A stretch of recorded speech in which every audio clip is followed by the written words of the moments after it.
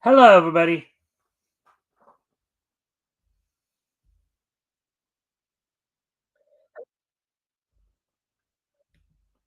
All right, now with that being done and said, welcome to the Mikestand, everybody. I'm here with the metal. We're going, before we get into our topics, metal. Would you like to do an intro for everybody? Maybe talk about anything you want to promote or any links you want to share. Feel free to do so. Yeah, sure, I can do that. Hey, I'm the Metal, and I'm the creator of X Dynamis Chaos, which is a kind of fictional universe of its own, not too unlike the ones we always talk about over here. I have comics and web novels, pulp stories, or whatever over there too. They're pretty fun. You can find it at xdynamischaos.com. I guess I could probably leave that in the chat. Let me grab it real quick. And I also host the Vomitorium, which is a twice weekly kind of commentary show talking about news in like video games, films. Occasionally we'll talk about comics and other things too as they come up, but those other two are where most of your regular interesting news happens. And yeah, that's about it. Yeah, well, going on a bit of a side note here for real quick. Speaking of like speaking of games and anime and all that, did you hear that they're doing a celebratory thing for Zatch Bell? They're putting out like a mobile game, and now the at least the Japanese YouTube channel is putting out the entire series, for free. I heard about the first part with the mobile game. I did not know about the second. Yeah, I reported on that yesterday. So, all right, well, and here's the link to the YouTube channel if you guys want to check that out. See, um, we'll talk just for a couple more minutes here, or minute or two more before we get started. I just want to give people a chance to come in. Um, anything interesting that you saw this week? Metal, Anything interesting? Let me think about that. in terms of anything you covered or anything like that.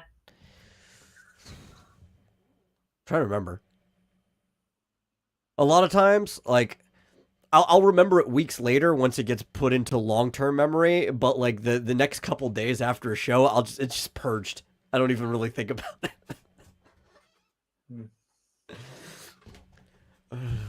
What did we cover? Oh, I was disappointed in something that I watched. I don't think we talked about it, but it was the live action Yu Yu Hakusho. I was very very disappointed in. Oh, so you saw it? Yeah, because Yeah, I've yeah, I heard. watched it the night it dropped. I binged it. It's only 5 episodes, Oh, well, right? what did you find disappointing about it? The fact that it was only 5 episodes. How much of it did they cover in those 5 episodes? They squeezed the Spirit Detective and Dark Tournament arc into 5 episodes. Wait. Into five 50-minute episodes. All 5 50-minute episodes, the entire Spirit Detective and Dark Tournament sagas? Yes. They condensed it into that short form. They basically had to rewrite a lot of it to be able to make it work like that. Oh, what are these people thinking? Like, I thought the casting was fine, visually it was fine, the action was fine, but like having to rewrite everything to fit in that short form, they incidentally, like I don't think it was on purpose. They just didn't understand what they were doing. Ended up changing some of the characters' motivations and relationships to each other just by the nature of condensing it. Yeah, well, yeah. I mean, Yeah. I have the Yeah. anime collection, right? Of Yu Yeah, Yu yeah. Hakusho. I have the entire series. You can't condense any form down like that much because there's so much Yeah, yeah. There's a reason the anime went 104 episodes. Yeah, there's a certain level of condensation you could do, right? Like, you could probably take a single season and condense it into fewer episodes. I probably wouldn't go 5, maybe somewhere like 10 or 12. Like you could condense it in half or whatever. That might be fine. Mm-hmm. But like trying to do all of that in 5 episodes was insane. Trying to do the entire Spirit Detective saga and the Dark Tournaments and Yeah. the entire Dark Tournament saga, when a big crust of what drove those shows was the relationships that Yusuke would develop during the shows. Oh yeah. The problem is like it's okay if you're like, here's my thing. I think it's a really bad problem for somebody who's never watched it before, which is almost like the opposite of what the One Piece show does, where it condenses things, because you don't feel anything if you don't know that these people are supposed to have relationships. When like Genkai dies, you just don't feel like Yusuke should care because he's only known her for like 2 weeks at this point. Yeah, and they don't. Well, what Yeah. people don't understand is that the relationship goes back to that little mini tournament to determine who her successor was going to be. Completely cut. Huh? They get what was that? They completely cut that out because there was no time for it. Yeah. Instead, it was just a training sequence, which, I mean, this part did kind of happen. They just kind of combined it all into it. They just went straight to Yusuke and Kuwabara training. Like, that's it. Okay. Are these people on crack or what? Probably. Like, I know it was a lot of the same studio. That's either they're either incredibly stupid or incredibly lazy. Yeah, it's a lot of the same studio that did the Bleach movie, which had to condense the whole first season into a movie. But I thought they did a better job at that than they did for It's one thing to Hakusho. condense a season maybe into a movie, okay? Yeah. But like as I said, in the case of Yu Yu Hakusho,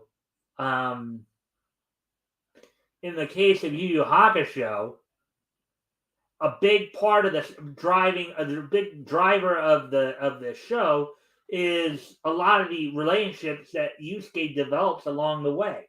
Oh yeah, yeah. A lot of Well, the they also character building that's done throughout. I mean, you go back to the Spirit Detective saga, and you see, going from Yusuke's initial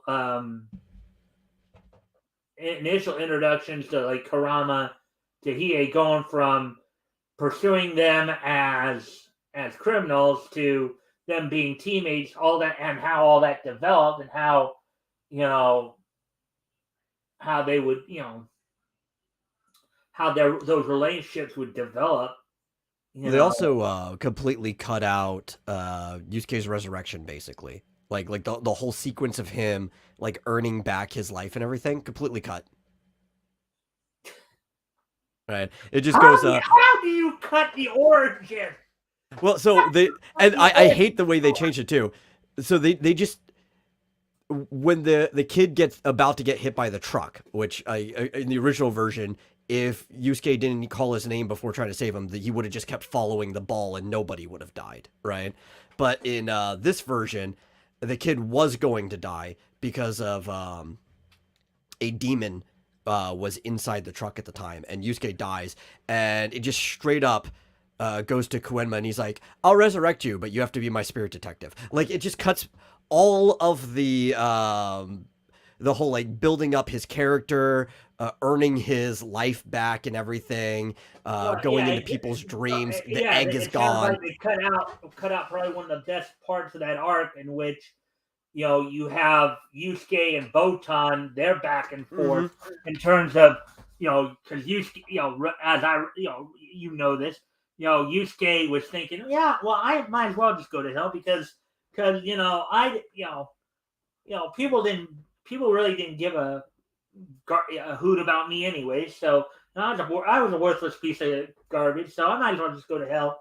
They kind of leave that in just a little bit when he first meets Botan. He's like, well, might as well take me to hell or wherever I'm going. That's about the most that they put in there, but they kind of kept that attitude in there. Yeah. Yeah, I thought you Botan know was great. how it went from, but the thing is there in terms of how the manga and I Yeah, don't know if you read the manga. I haven't read the manga, I but have. I've watched the anime, and I'm sure it plays out much the same. But that revelation he comes at the end of all that when he Yeah, finally yeah. that he does when he does finally decide. It's like he asked Botan, have you ever, you know, trying to remember the exact line, but essentially he came to the realization that people did care about him and he was needed. And Yeah. that was a key core to who he was. And that's kind of part of my disappointment because what they do leave in there during the part that he's dead, which all of this has to be done by the first episode. He needs to already be a spirit detective by the first episode with how much they're condensing it. What they end up doing is it's more of, yeah, he doesn't want to come back because he thinks everybody would be better off without him. Um, so he at first is just denying even Quinma's request to be a spirit detective. He's like, no, I'm not going back. Just let me go to hell or whatever, right? And so they play out the whole thing. The house on fire. He's gonna die or whatever. And it's Keiko almost dying as well. He's like, okay, I'll do it. Whatever it takes. Just don't let her die, right? Like that's the ultimate thing that makes him be a spirit detective, and that's the closest you get to any of that.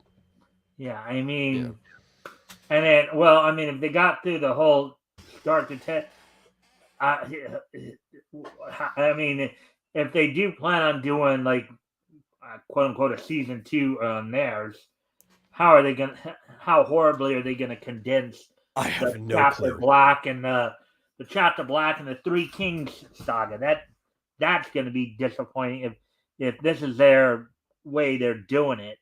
Because Uh, basically all you get is him becoming a spirit detective, with a battle against a Oni at the beginning. Then you get the fight with Goki. You get uh,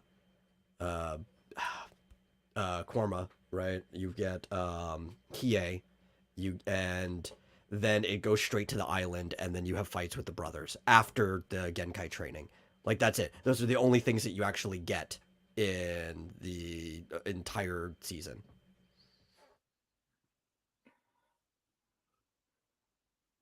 I Yeah. Kurama. I really don't see this. If they condensed it that much, I really don't see this succeeding. I really Yeah, I mean, don't. they might as well have just made a movie at that point, right? Hmm. Like two Yeah, movies. You could have put a season, a movie, or whatever, because that's basically what they did anyway. And the pacing felt kind of off, having to come to specific ends and by at the end least of an with a episode. movie, they would have had more time to where they could have maybe better. They could have maybe better did everything to where they still got everything in and just didn't. Yeah. But if they're condensing this down like a live action, that kind of condensation is just ridiculous. All right. So, anyways, I wanted to kill some time before we got Yeah, that started. was the only thing that I really remember, just because of how disappointed I was. Yeah.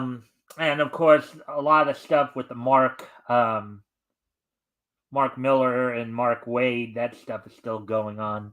So, but that's about the crust of what was going on. Of course, this is the end of the year, so hey Zenu and Xena, High Metal, Mike, Rick, and Woody, if you're here. Yeah, so hey JR. Um all right, so anyways, with all that being said, we're just killing some time here. So why don't we go ahead and get into what we're going to talk about tonight, which is comics that went on sale from Dell Comics um, in January 1940. We'll do some reading from War Comics Volume 1, Issue 1, and the Funnies Volume 2, Issue 40. Now, reason it's Volume 2 because apparently even before the records I have on that one side I showed you before, Mike's Yeah. Amazing World of Comics. Um, apparently Dell did do a Volume 1 Funnies comic in 1929. Believe it or not. So, from what I understand. So, anyways, we're going to do a little intro on war comics here, and then we'll go over and do the readings here. So, War Comics, Dell series from 1940. Publication dates January 9th, 1940 to 1941. Number of issues published 4, 1 through 4. Color, Standard Golden Age, US, newsprint. Let's see. Indicia Publishers, Dell Publishing Company, Incorporated, 4 issues. Numbering continues with War Stories, Dell 1942 series, starting with number 5. I think combined War Comics and War Stories were like 8 issues combined. I think War Comics went 4 issues, and then War Stories went another 4 issues. So that's pretty much all I have for you right there. There wasn't, when I went to the wiki site for it, there wasn't really a whole lot of information on it, so that's why I just did it this way. But anyways, with all that being said, with the intros out of the way here, why don't we go ahead get into some reading here? Yeah. War used to be, or just military in general, used to be a very, very popular genre of comics. Mm-hmm. Oh, Metal, let me ask you this: Did you want to try to read some of the characters? I could. All right, so let me just do the. I'll get down to Dill.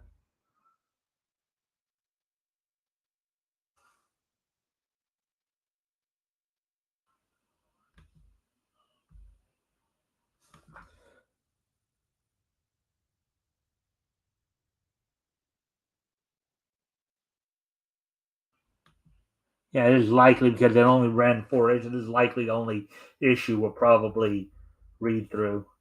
And I'm just gonna pick stories on the fly here. I didn't have anything prepared per se because, as I said, with these genre specific type comics, it's not like we're gonna be following any specific characters, even though they do have specific features in here. But which will give us some guidance. But yeah. Look at that title right there. Look at that title screen. Yeah. How they kind of broke off some of the pieces from the letters of war. Yeah, like you were shooting at a barricade or a plane and chunks were flying off. Right. 10 cents, number 1. Yeah. So Elka of Antioch says, I'm always curious about American isolationist comics or isolationist era comics, as many comics appear to be pro-innovation or intervention. Yeah, I mean, a lot of the comic creators were definitely not isolationists themselves. Yeah, well, these comics came out obviously before America got into the war in 1941. So this came out like a year before. But as you mentioned, Mel, there were a number. Partly because I know RJ and I talked about this before on some of these shows too, where you had a lot of Jewish Americans who were involved in the comic book industry. So, of course, they wanted to intervene for their fellow Jews over in Europe who were being persecuted by Hitler. Yeah, because a lot of families had come over previously just because Jews were always in persecution. But not just the Jews, though that was a big bulk of the people in the industry that wanted to intervene. But there was just a lot of immigrants in general that had just come over from Europe within recent generations, and they had a strong attachment to those countries. Mm-hmm. So, JR here is saying many were New York Jews or shared a publishing community with them. Yeah, well, I mean, like with maybe, well, you have to remember too, at the time, New York was the big hub of comic books at that time too. I think most of the companies were actually based out of New York at the time too, as I recall. So, Anyways, let's get into the. Or they would be very nearby. There's a lot of publishing houses in Pennsylvania and Connecticut, which are within a day drive to and from. Yeah. So you have Peace Raider, Scoop Mason, Scappa Flow, Skyhawk, Blockade, Sikander, um, Tripod Trio. Why don't we go ahead and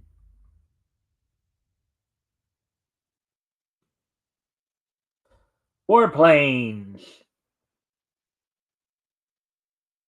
France has 2,000 planes. The Curtiss Hawk, an American-built plane, is said to be the most effective plane used by France. The United States has 4,500 planes. The Boeing Flying Fortress is the most outstanding. Italy has 45,000 planes. The Capron is said to be very efficient at high altitude. And of course, I'm going to also hit some of these featurettes, obviously, in there too. Just, again, another little entertaining little tidbit to get into and informational for the time. England has 6,000 planes. The Hawker is the most outstanding. Look at the design of those. I know Bacco, he was more of the aviation history guy. Germany has over 11,000 planes.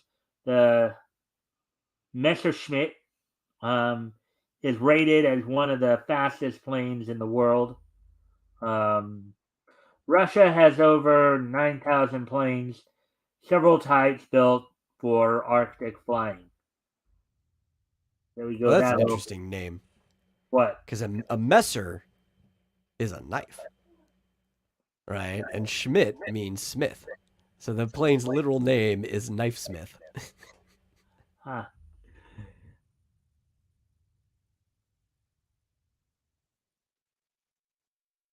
No, I mean, specifically, it's like a battle knife. Like there's a sword that's like a Kriegsmesser, which literally means battle knife, but messer is just any brand of just really large knife meant for combat.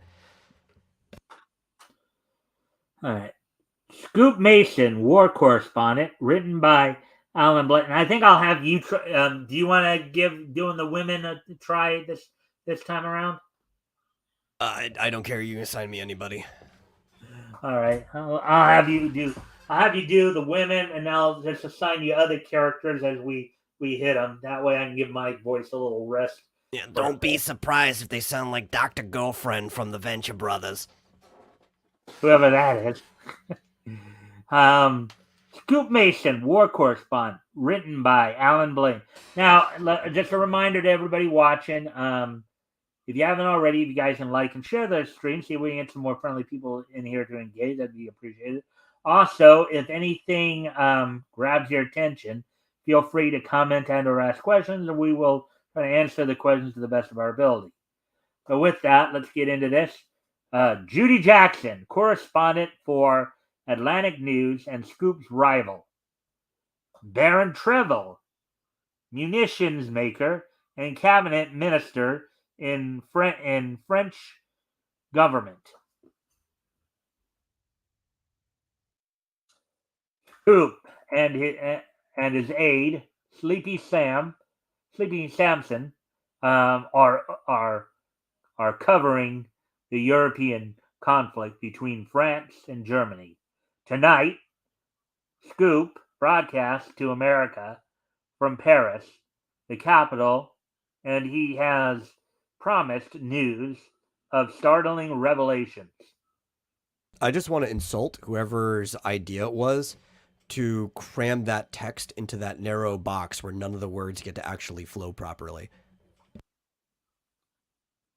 Okay, go ahead. Give your criticism. Oh, that's it. That's my insult. Like, it was a really dumb idea. Whoever you were in the past, I hope you got fired sometime after this. Now, would that be the letterer who probably would have been doing No, that? probably not, right? Because the letterer just kind of fills whatever space is given to you for the most part. That'd have to be whoever laid out the pages and be like, yeah, we're just going to give you this panel as a text box. and you have to letter it at the same size that you're lettering everything else. All right.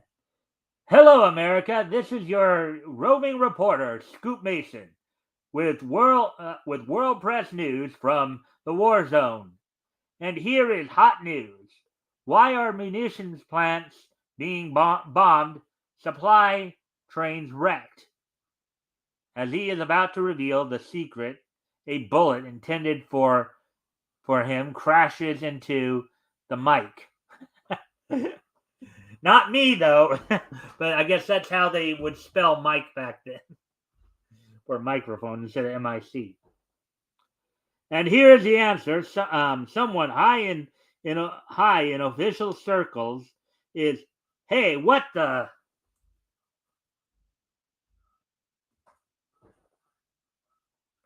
Whew. Darn near broadcast my own obituary. See anybody? And you want to? And I think that Sleepy Slam is. You want to go ahead and do him? Yeah, sure. Nope. Neither did the engineers, but they're looking. Oh, here's a cable from New York. Scoop receives an urgent keel from Crane World Press Chief in New York. Cablegram, Mason, World Press, rush sabotage, yarn, immediately, stop. Atlantic News featuring exclusive stories on sabotage, stop. Signed, JJ, stop. Who is JJ, stop. Find him, stop. Hire him, stop. Get going, stop. Crane. Telegraphs. Ha, ha. So that's who's scooping me. JJ. It's that dame again. Judy Jackson. That sob sister. Holy whiskers. She's been in our hair from Ethiopia to Shanghai. But gee, I don't think she tried to bump you off. In their hair from Ethiopia to Shanghai. That's an interesting way of saying it. Don't be stupid. She goes for me. But that's my exclusive story. She can't. Hold everything, Richard Harding Davis. Here comes bad news from Brass Buttons.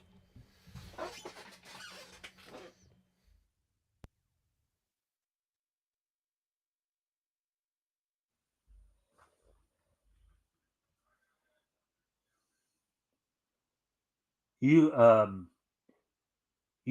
are under arrest. You and Monsieur Sampson must come to the Minister of Justice. You don't pronounce the N there. It's just Monsieur. Oh, Monsieur. It's French. I'll let you do him from this point on because you probably know how to do that better. But we're American citizens with press privileges. Into the studio dashes JJ, Judy Jackson, famous woman correspondent and Scoop's rival. Judy, so you planned all this. A fine pal you are. But I'm here to broadcast a story to America, and it's my story too. Scoop, darling. What do you mean? Oh, actually, that's bad. I hate it when they do this. They wanted you to go first, but they put the box like way lower. Right, I saw that. Your story, eh? Well, I'll see you later, sob sister. And that's when she says, Scoop, darling, what do you mean? Taken before the Minister of Justice, Scoop is told,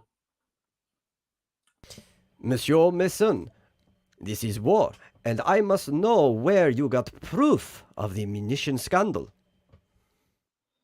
And I'm one newspaper man who won't reveal his source of information. Very well, then you're expelled from France. You must leave immediately. Okay, we'll go. But don't forget, you can't silence the world press. Scoop is boarding the boat train. Judy Jackson arrives to say farewell. Oh, Scoop, this is terrible, sending you away when you were only doing your duty. Don't kid me, Judy. You know who's behind all this. What? Jump off the train? What's the idea?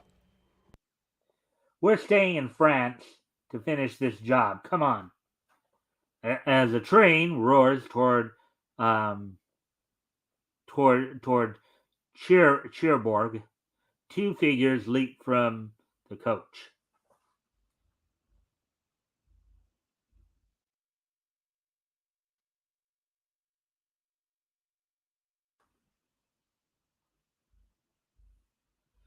And I saw that JR had something else to say. Scapa Flow, the British Home Fleet naval base. Maybe I don't know. I guess we'll find out when we read that feature. Um, anyways, Now what? Hitchhike back to Paris?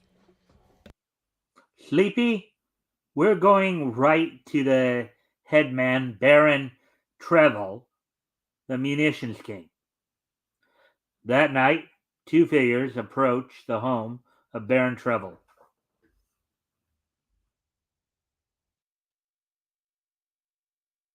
Meanwhile, the Baron entertains a lovely guest, a Spanish refugee.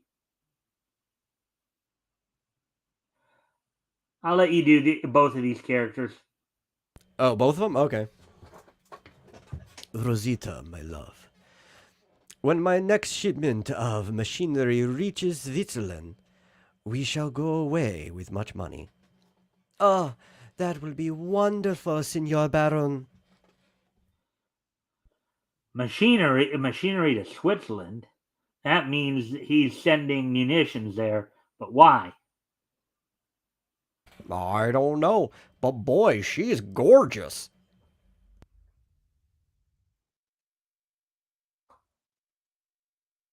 Switzerland's our next stop. Come on. Hey, what's this? Monsieur, you will stay here. Hands up, please. Uh, who are these men? Why is it Scoop Mason, the American reporter? Oui, and he has heard everything that was said in this room. So, you know more than you should. How interesting. You said it. It's interesting for the readers of World Press News. You've sent your last story. I had you banished from France. Now I'll banish you from the earth. God to the cellar! Hey, that sounds kind of permanent. You think?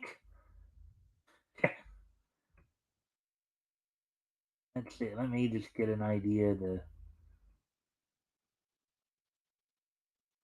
I think left, then top right, bottom right. I guess is how it's going.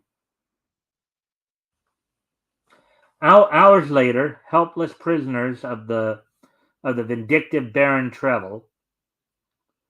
Well, chum, looks like we sent our last story. The Baron and his sweetie have us on the spot. Speaking of that, dame, here she comes now. Shh. Say, gorgeous, who are you, and what's the idea of turning us loose? Signors, I am just a friend. Quick, you must leave. He plans to kill you.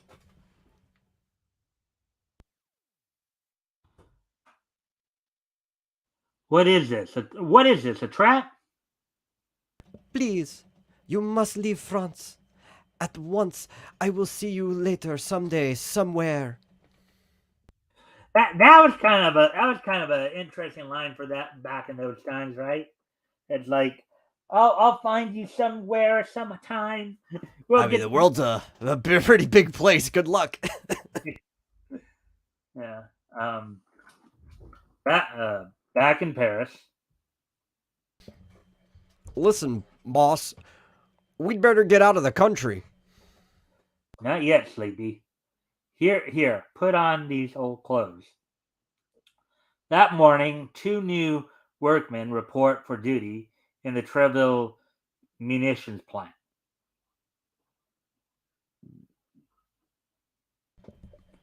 Look, Scoop, these shells are duds. The detonators are worthless. And they're being sent to Switzerland. Come on, come on. Here's the powder room.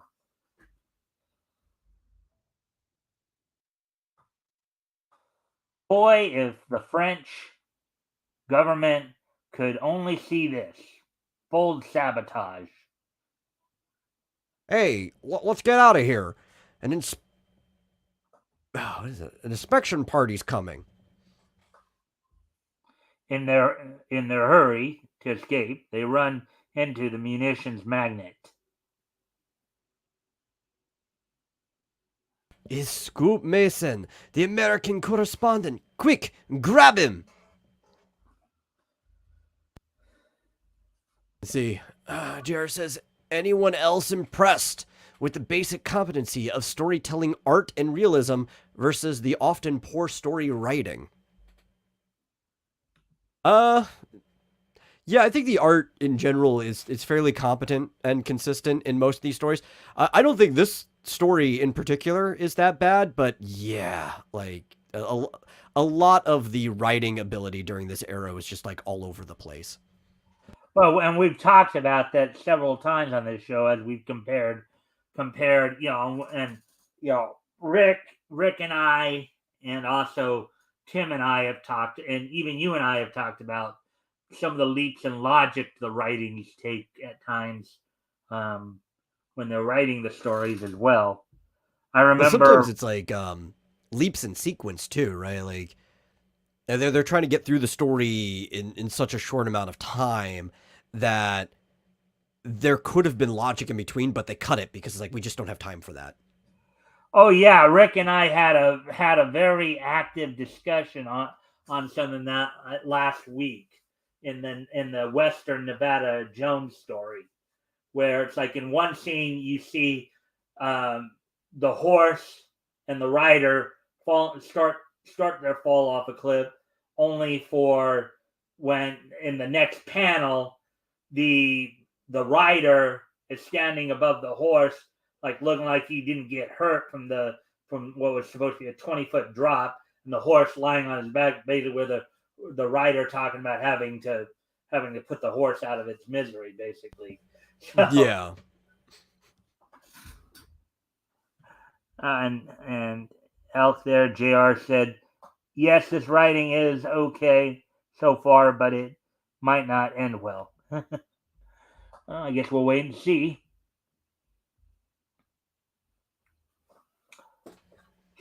Scoop grasp a deadly grenade. And you notice how they did the G's right there? Yeah. The little tail instead of, yeah. And holds the party at bay.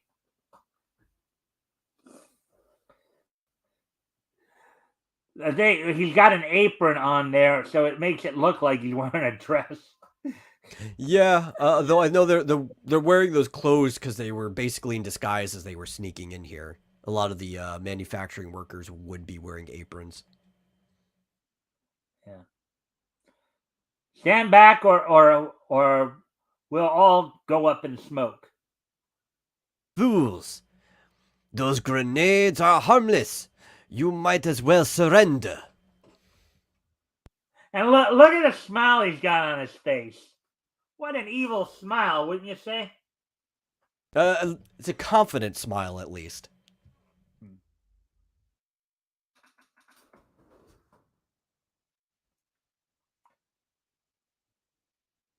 It's our only chance. Come on, Sleepy, jump. Stop them! Stop them! Their wild leap carries them to Baron Treble's car parked below the window. Look at that leap. Talk about an action sequence right there, huh?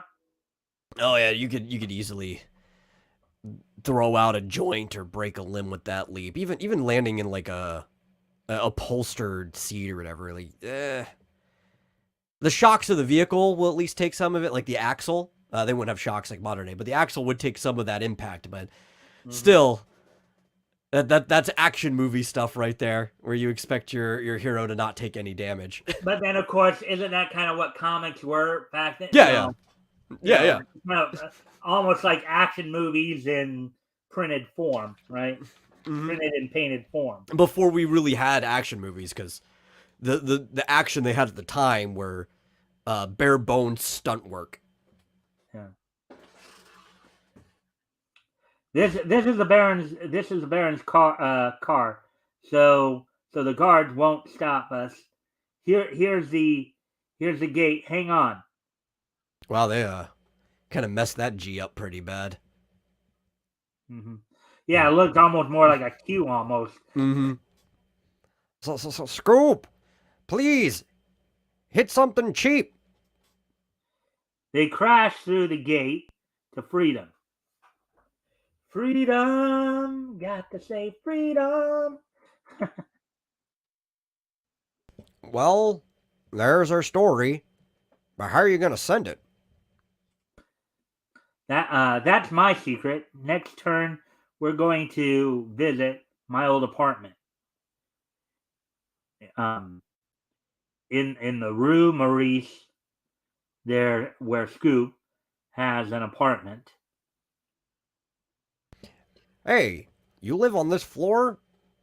Where are you going? To the roof? Exactly. Follow me.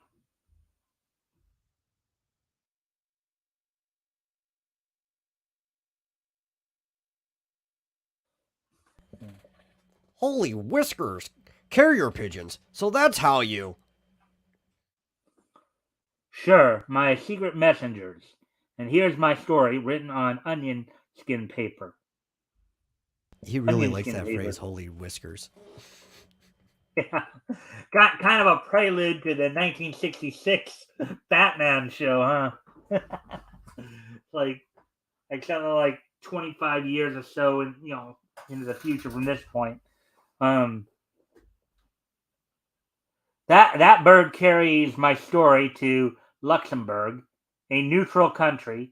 Kelly, the world press man there, wires it on to the States. Darn clever, these Americans. We've got to get out of here. Everything quiet below? Quiet? The place is swarming with, actually, I don't know how to say that word. Gendarmes. I think that's gendarmes. Yeah. The Baron must have tipped them off. I think it's gendarmes. If it's French, I doubt you pronounce the A at the end, the ES at the end. They cut half the sounds in the words that they say. Oh, gendarmes. I was actually closer. JR gave it. Come on, we'll have to travel over the rooftops. Boy, when I heard out to be a leg man, I wasn't fooling.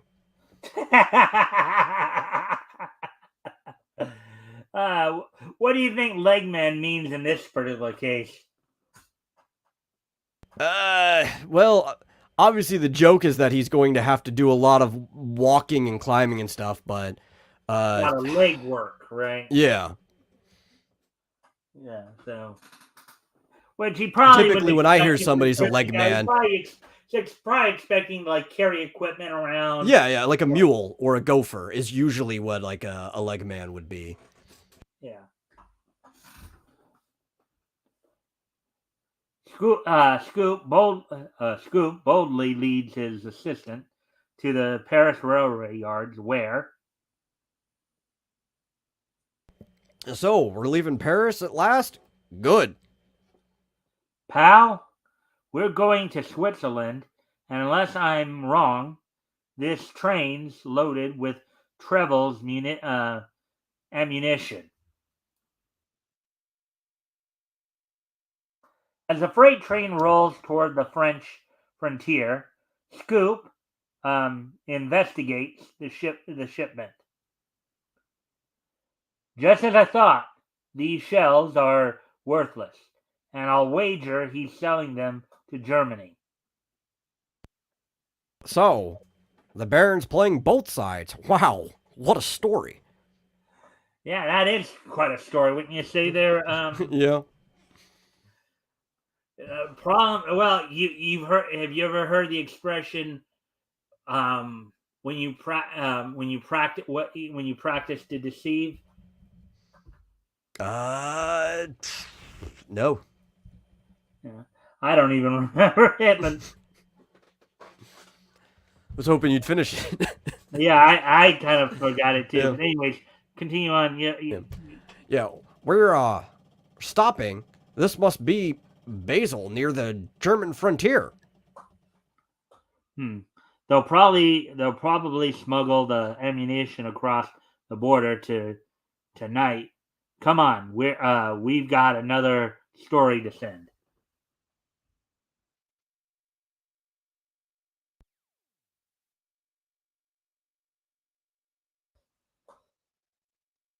A few minutes later, in the Basel offices of the World Press News. Well, blow me down, Scoop Mason. We heard you were dead. Hiya, Jonesy. Clear all the wires. Have I got a story on that munition scandal? Take this. The man responsible for the French munition scandal is. Hey, what's this?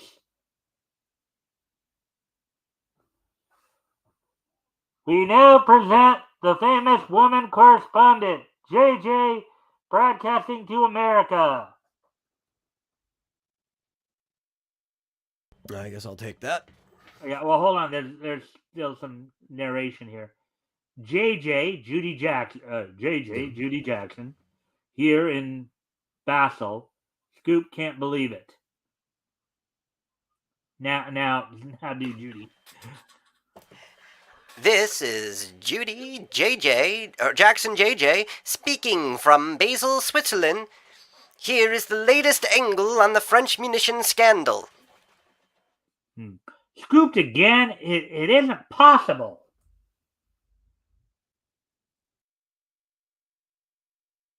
Come on to the radio station. We're going to get to the bottom of this. A shipment of worthless shells from the Trevel plant is now in Basel. A few minutes later, in the Basel broadcasting studios, that dame knows too much, and I'm going to find out why. Maybe she uses a crystal ball. Look, there she is now. As they approach the studio where Judy is broadcasting,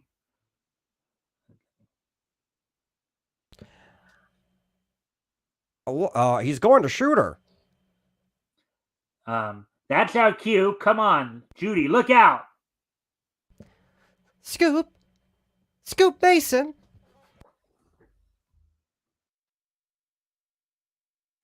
You could almost sing that. Scoop Mason, right?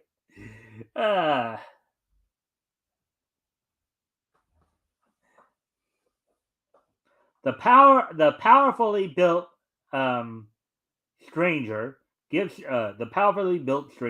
Scoop the battle of his life. Look at that wrestling action right there. No, hand right in the face. It's a good position. Try to blind your opponent. Well, it looks like he's executing the Iron Claw move, of course, a wrestling move that was made famous by Fritz von Erich and later his sons. Of course, that movie's coming out too, the Iron Claw movie. talking about the Von Erich dynasty. Yeah. Though also, it is just something that people have been doing forever. You know, face palms, common thing in all wrestling and martial arts across the world. Huh. Uh, take that. Oops. Sorry, pal. Oh, you've hit him. Oh, Scoop, darling.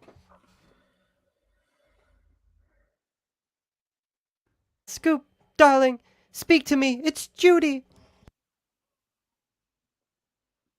They tried to kill you, same as happened to me in Paris. It's Treble's men. He's selling ammunition to both Germany and France, and he knows we've got the story. Oh, Scoop, darling. If anything happened to you, well, you big lug, I'm crazy about you. So his rival's crazy about him. Sound familiar? Sound familiar, Metal? Yeah, that's a tale as old as time. Yeah. Well, not just that, but um, we know of at least one other situation where, where a newswoman is attracted to her coworker, albeit in that other case, she doesn't know she's attracted to the coworker's alter ego, not necessarily her coworker. You know what I'm Yeah, talking about, right? with Superman, but I mean, it's much older than that. Mm-hmm. Yeah, maybe. How come you got all the facts of my story? Come on, speak up. Hey, here come the Swiss police. Looks like we're gonna be here a while. Suffering saints, that mic is still open. We've been on the air, Judy. What?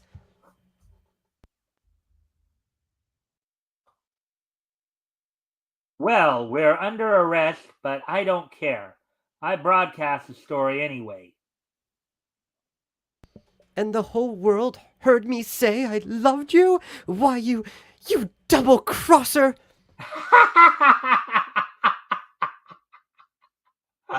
ah,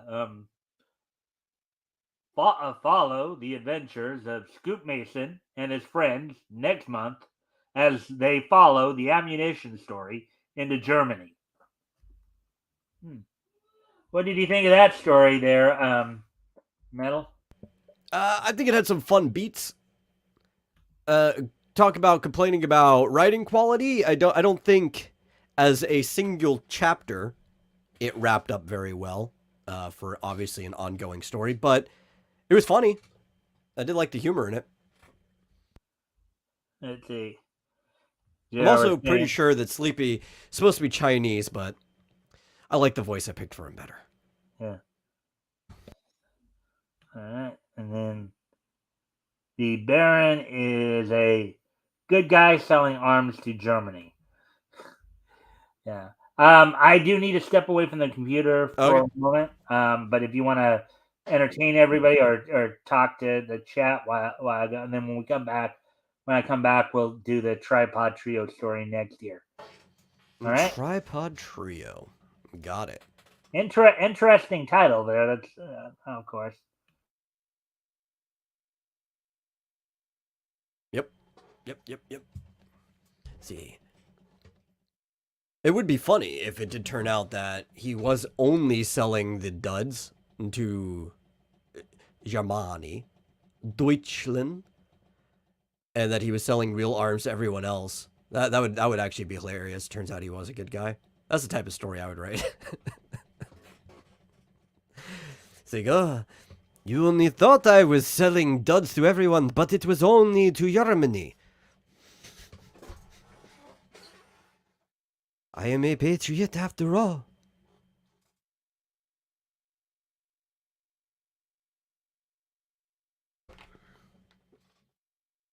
You think that's the plot? I guess we'd have to go and find some other ones. I would like that plot.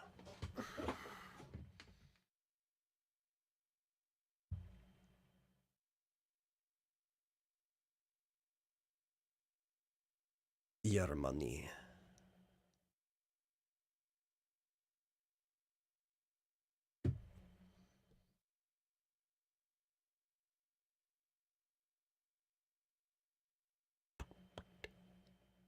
Yeah, I have no idea what to talk about. I guess it was a fun story. A lot of French people.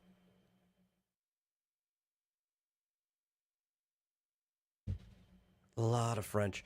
Who, if I recall, they were losing. I guess, actually think about it.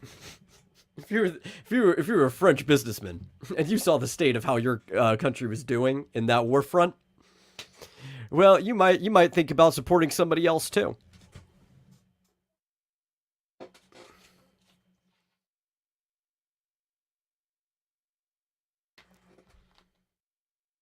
See, I'm surprised by the virulence of anti-German comics in the early 20th century.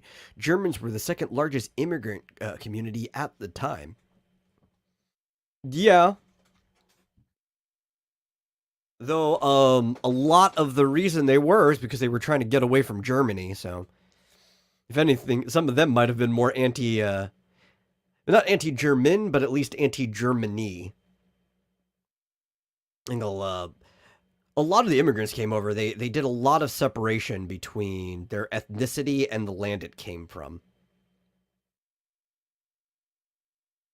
But a lot of them were mostly just poor-ish people who were looking for opportunity.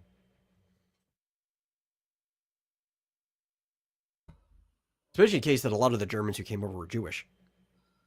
Yeah. Well, I'm back, so now I guess we can get to the next story here, the Tripod Trio. The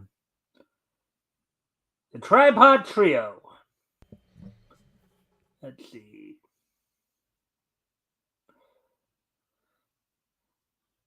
All right. I'll let you do the guy in the blue suit and the guy in the black, and I'll do the guy in the red top and yeah, he looks like he's a guy, I guess. I think they're all guys. Yeah. So you want me to take the redhead?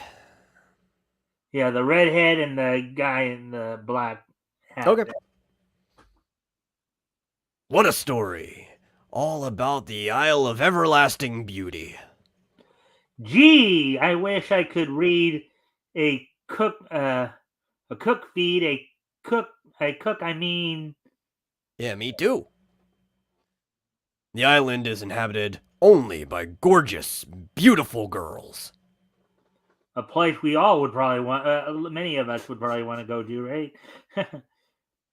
You mean glimmer girls, glimmer gills, gulls?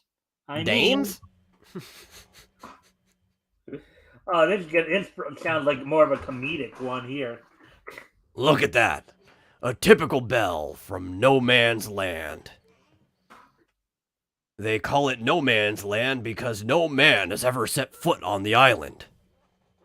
Sounds like another place that we'll be introduced to in the coming months. Yeah? Oi, I mean, boy, what a dance for a loop. What chance for a... Scoop?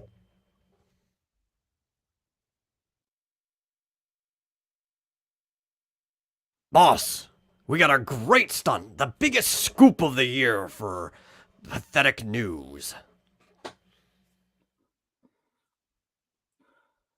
Well, make it snappy. Can't you see I have my hands full? No kidding, right? But that's what every guy wants. He's trying to do their thing with their girl, and all of a sudden these three lugs come in and Oh, I wouldn't be surprised if that was his secretary. Well, that was a common thing that back then too, wasn't it?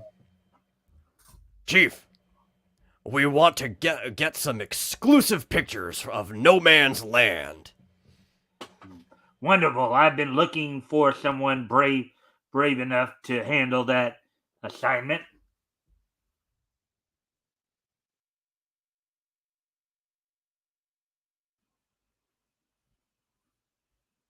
Via context, I think he's supposed to go first, despite the bubble order.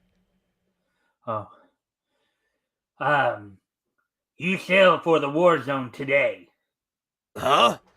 Warzone? You said it, boys. It's the front line. Trenches for you. No. Mans? Land?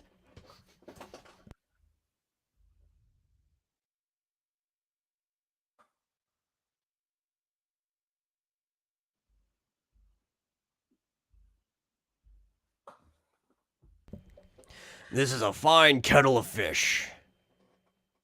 I don't want to go to the front. Line benches. Yeah, me too. Look, boys. Any port in a storm. We can hide here till after the boat sails. The best laid plans of mice and men. Okay, she's fast. She's fast. Haul away.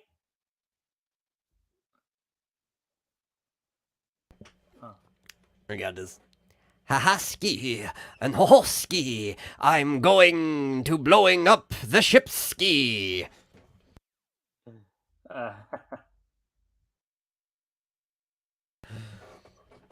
Look out, boys. It's too hot to handle. Smoly hoke, a bum, a boom. I mean, A pineapple. I don't think that's a pineapple. I don't think it's a pineapple either. Out the window you must go. Boomski!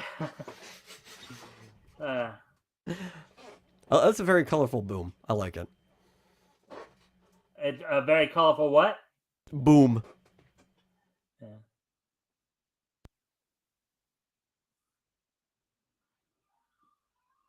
I think the police officer is supposed to go first here. Stout fellows, you saved the Bloodman Bloomin'. ship Bloomin' ship. Don't you know you shall be my special guest? Thanks. Very Much.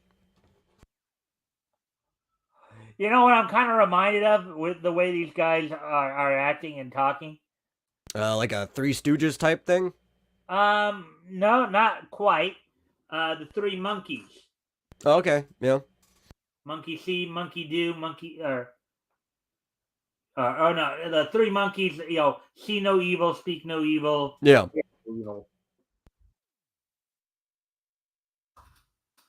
That was a pretty short one. Oh yeah, the Skyhawk. By Ralph Stone and Tom Hickey.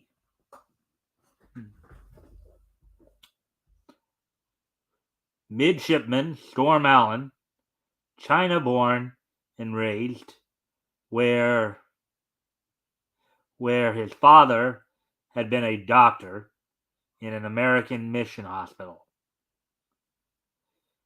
Midshipman Buzz McGee, ex-Gob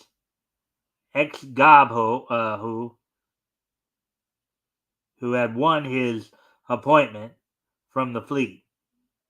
Midshipman Lucky Lane, a hot-headed Alabama boy.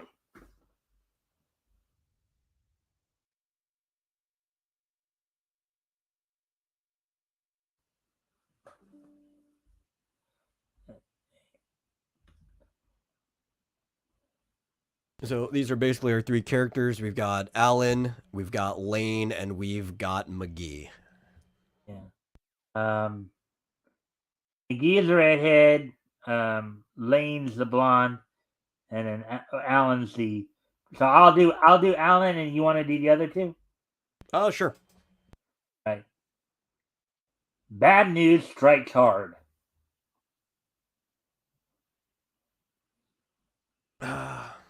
Trying to figure out what order this should be. I think that's pretty lineal. Okay. I see the Jabs bombed another hospital. I know this telegram. It was Dad's hospital. He's dead. What? Your dad? Say, I'm sorry, Storm. Let's resign. Let's go fight the Japs.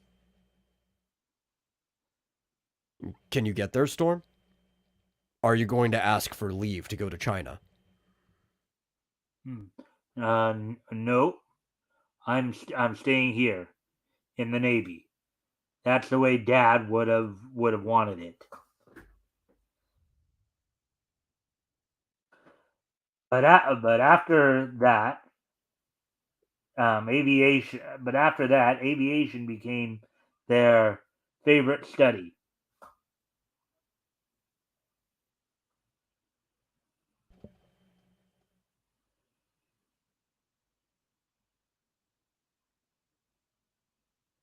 I think that's you first. Well, graduation always a great day, but often brings a parting of close friends. Graduated. Here we're ensigns now. Hooray! No more rivers to cross. What ship are you putting in for, Storm? I didn't see that part. No ship. I'm putting in for aviation. Me too, then. Well, you guys can't shake me that easy. When you make your first solo, fella, you'll find me buzzing right behind you.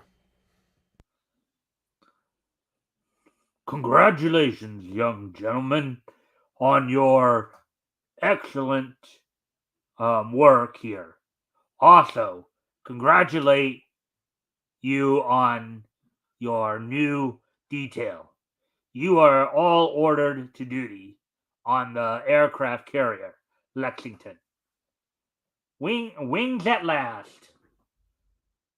Yeah, I know that I should have probably read that first, but it's The common complaint I have about these old comics. If they want you to read it first, they should put it first. yeah, just the way they organize it, right? That's kind of the Yeah. flying fast pursuit planes in the actual fleet was a lot harder than mere training, but it was a lot more exciting too. And by the time they were lieutenants, they had become famous as the hotshot flight of the Navy.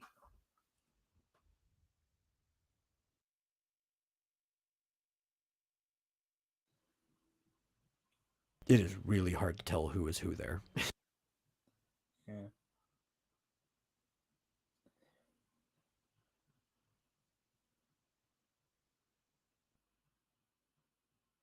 Yeah, that's why I'm kind of pre-reading it. I think the redhead is the tallest of the three of them. So he's probably the first one. All right, well, you had the redhead, and then Yeah.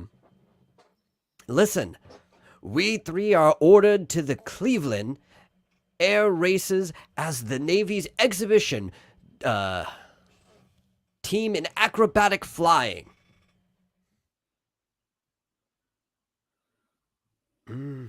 I guess maybe that's the blonde in the middle. I guess I'll just go again. Another crack at the Army. But we'll have to be good to beat the Army team. and and don't forget the Marines. The Army was good. Those guys could fly a battleship. Oh wait, the Marines were no slouches either. Those guys were could fly a battleship. I think that's a woman right there saying that first ooh. Oh, we just ooh ah. Yeah. But the Navy hotshots were better.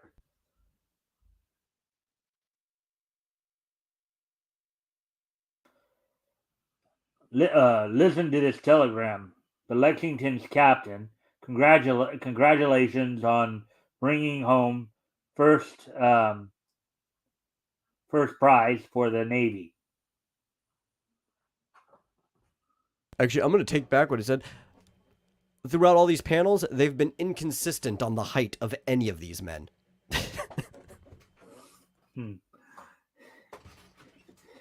Yeah. Anyways, Metal? You had the guy with the brown hair. Yeah, who was the far left, and I already did him. Oh, I didn't even hear it. I phased out. All right. Yeah. Well, listen to this one from the Navy Department in Washington. Proceed immediately to Shanghai, China, and report to USS Alaska for aviation duty aboard. China?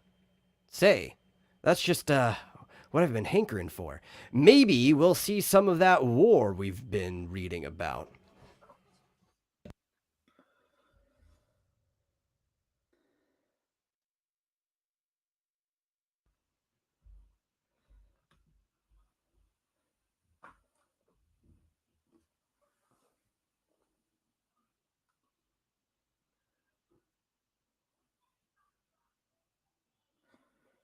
This time Sorry, you're the first it's two, and gotten then I'm the last. really hot in here. I had to put my fan on for a second.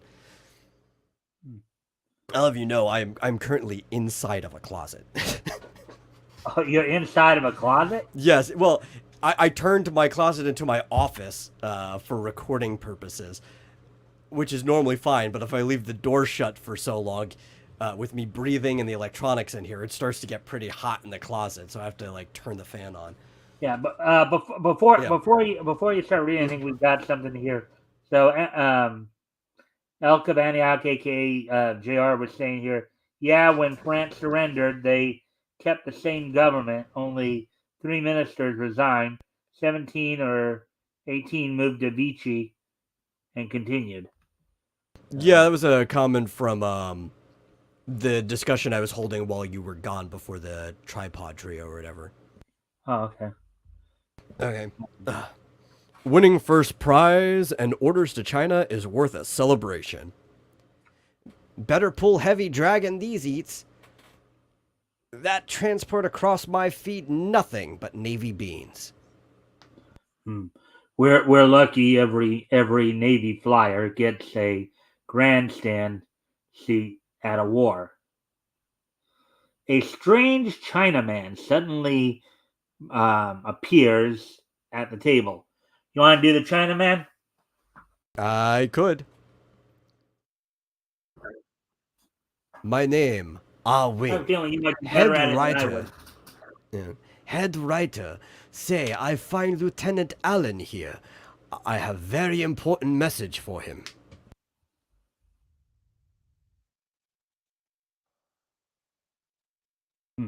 It's in Chinese. Whew. Why, this is an offer of 50,000 apiece to us, but they jam those two words together, to resign and sign up to fly and fight for China. That's a good thing he can read Chinese. Somebody's kidding us. It must be a joke. Lucky slipped the smaller piece of paper from Storm's hand. Then it's a mighty high-priced joke for someone, because this is in English, and it's a check on the Bank of Shanghai for $150,000. It's signed Ah Fong. That's a lot of money back then. Mm-hmm. The letter is signed Ah Fong too. But who is Ah Fong? That's what the Japs would like to know too. He's the mystery man of China. Every Chinese has heard of him, but nobody knows who he is. He's just Ah Fong, the old one. The old one. That's always a disconcerting name. Yeah. Well, they did. Well, they how Chinese, Japanese, and No, I Korean. know. Typically, anybody who becomes elderly gets great respect out of just their age and seniority. So it's always a concerning name when you hear somebody called the Old One in one of those like Eastern cultures. Let's see. Then he must be gosh awful rich. $150,000. Woo! He's supposed to be rich. He's supposed to be the richest man in China. Nobody knows how many steamships, stores, warehouses, and trading companies he owns. But above all, he's a patriot. Did you ever run into him when you were living there?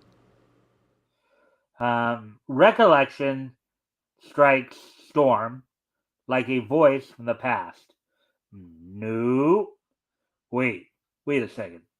I remember my father saying it was some rich Chinaman that gave the money for his hospital. Yes, that the name was Ah Fong.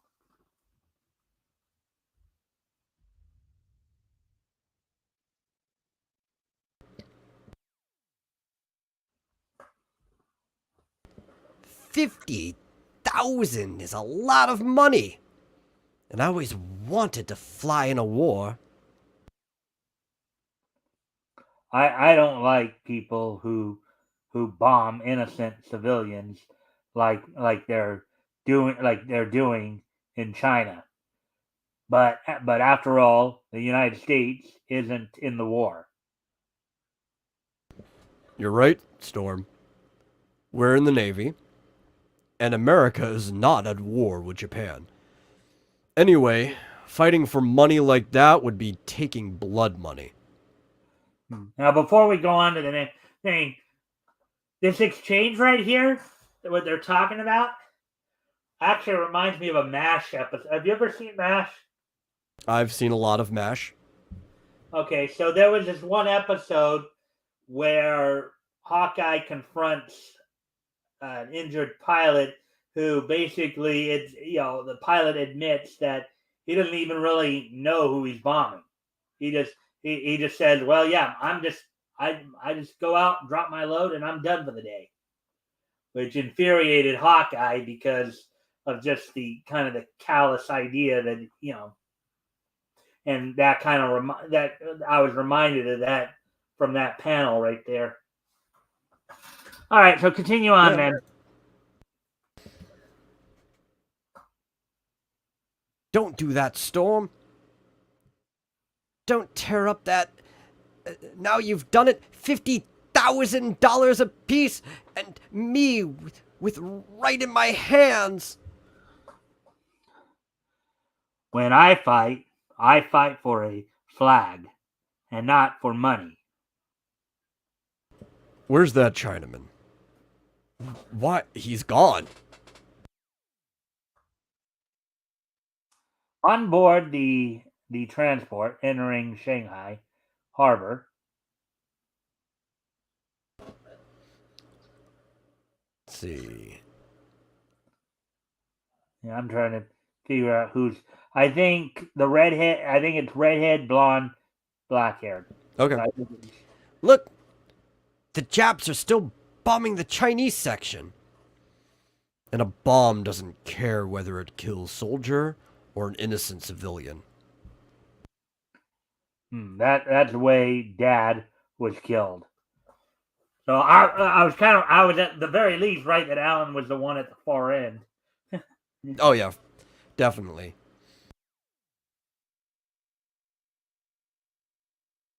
And I'm just looking to see kind of the sequence here. I think it's top left, bottom left, right, I believe, based on what I'm seeing here. Admiral White, commanding officer of the American Asiatic Fleet, welcomes him.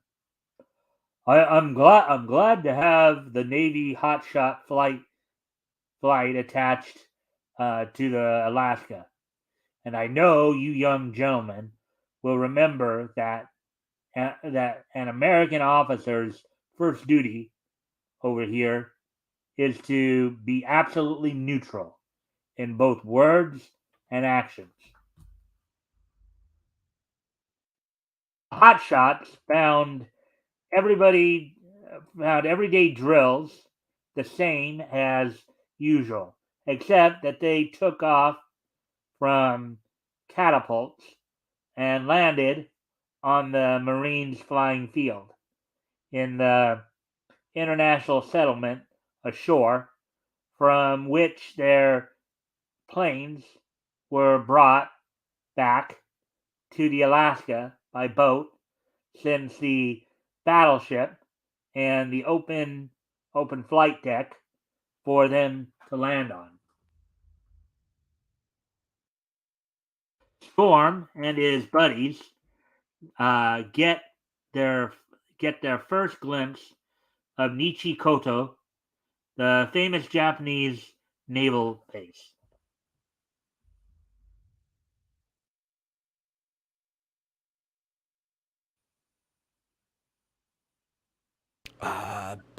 I think I'm just gonna.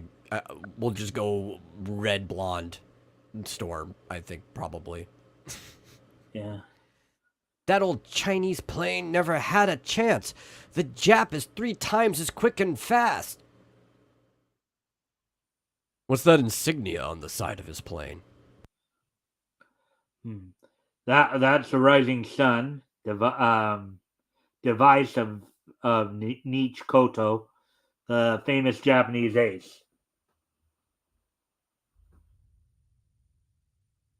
Or I, of course, hit the turn the next page. I just double check where we're at on time here. Yeah, an hour 22. Okay, so we're making good time on the looks of it.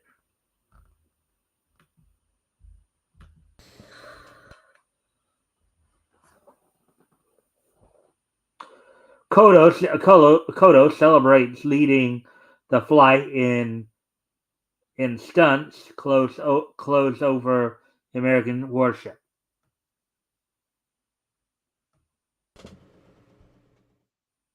Flying close over foreign warship is more than skylarking. It's almost an insult, after all. This ship is American territory. Maybe he's sneaking a close-up squint at our anti-aircraft, sir.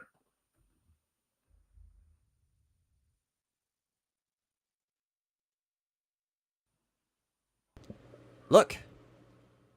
It's one of our launchers, and that Jap is diving almost on top of it. Our coxswain will have to turn quick to dodge. See, he's already turning a hard with hard over rudder.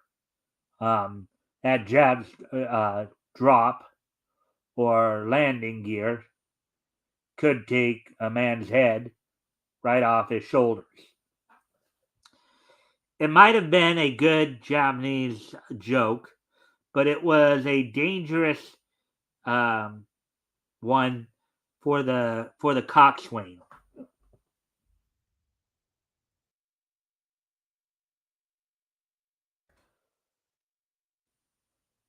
This has ceased to be a joke.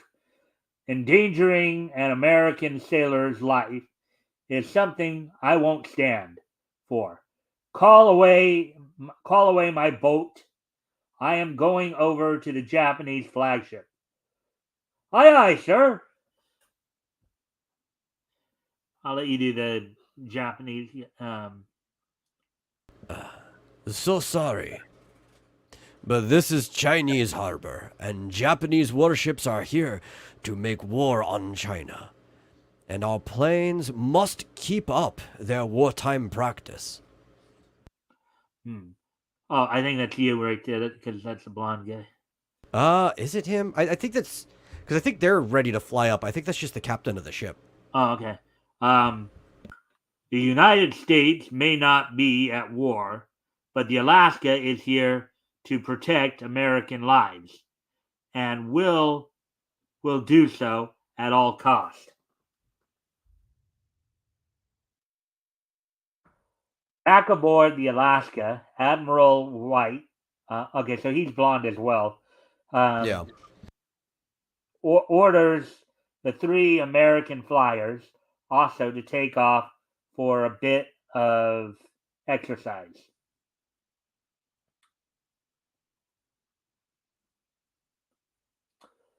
The Japanese have had their morning exercise. Now we will have ours. Maybe it might improve their manners if they saw a sample of the hot shot flying that now first prize that won first prize at Cleveland. Ready? 1, 2, 3. Aye, aye, sir. Aye, sir. Okay. I try to get us to sync, but oh well. Yeah, it's hard to do. I think they were all supposed to say it at once, of course. How am I going to do 2 voices at once? Yeah. The Japanese signalmen on the bridge get a very close look.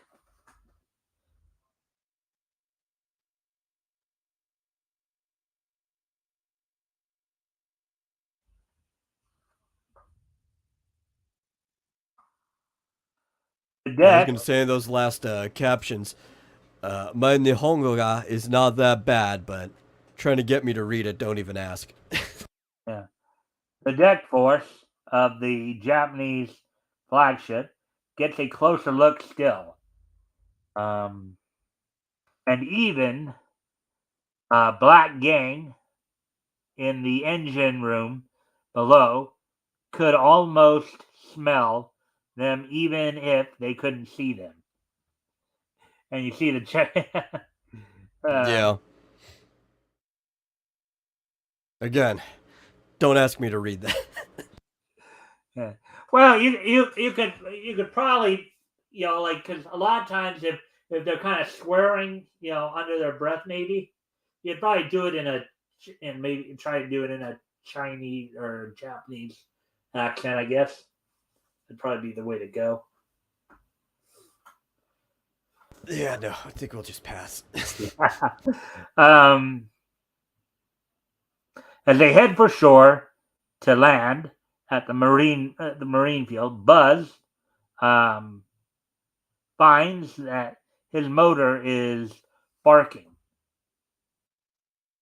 Buzz, I think, is the redhead there. Yeah. So I'm guessing it's probably the blonde talking. Buzz's motor must be missing. Hold on, there's some narration here. You want to do narration first? Okay. Storm and Lucky land at the marine field ashore to find Buzz still up trying to jazz up his bulky motor. Buzz's motor must be missing. Oil in the gas line probably.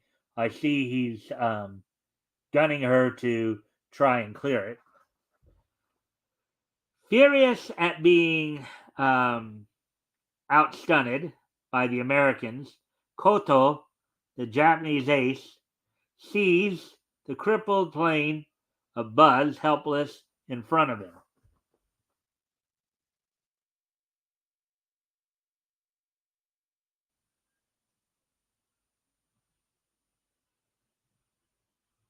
It's the chap ace, and look, he's after Buzz. It's that chap again.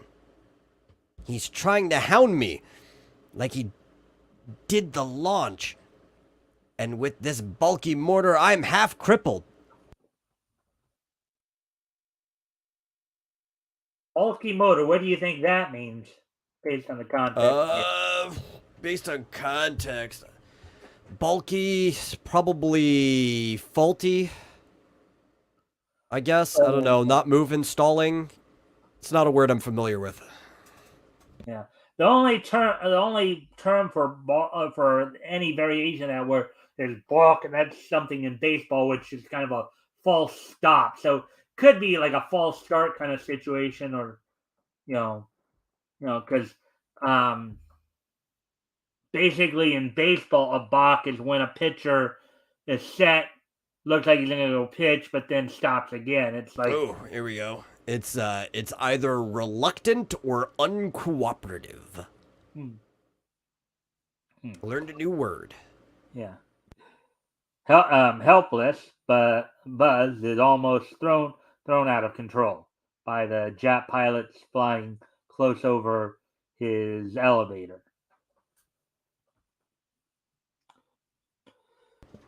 Two can play.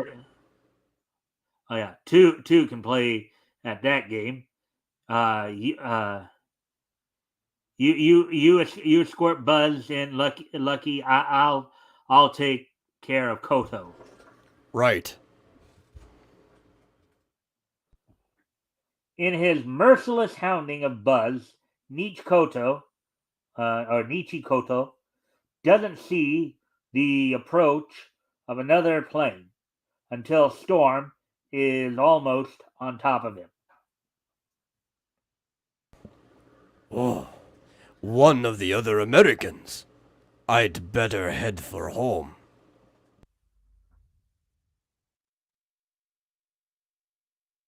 But Storm cuts him off, and now it is Koto who is the hunted instead of the hunter. Storm almost drags his landing gear across Koto's cockpit. Oh yeah, I saw something similar a while back. Last time I think I saw a Clutch Cargo cartoon. Clutch Cargo did, I think, a similar thing. That's a really stupid thing to do. Because you could break your landing gear if you're not careful, and then, good luck landing after that. Yeah. Let's see. Storm forces the Jap ace down to the harbor. Whack!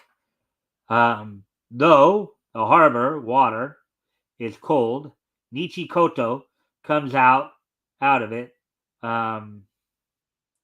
boiling with rage. Oh boy. Do you think this may have been one of the things that may have led to them bombing Pearl Harbor? Nah. Not at all. They can't read English. Not back then, anyway. Yeah. I mean, I'm sure there was probably a few people in their military that could, but widely, it wasn't like today where they're teaching English in the classrooms. It wasn't a very common thing for Japanese people to be able to read English. Yeah. So I think it's Buzz, Alan, and Lucky there. Yeah, I think so. Thanks, old timer. You sure saved my skin from a ducking that time. That was nothing, but saving our faces in front, saving our faces and saving our forces in front of all those Japs and Chinese was darned important.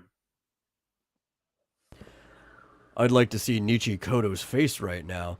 I'll bet it's red enough to use for a powder flag.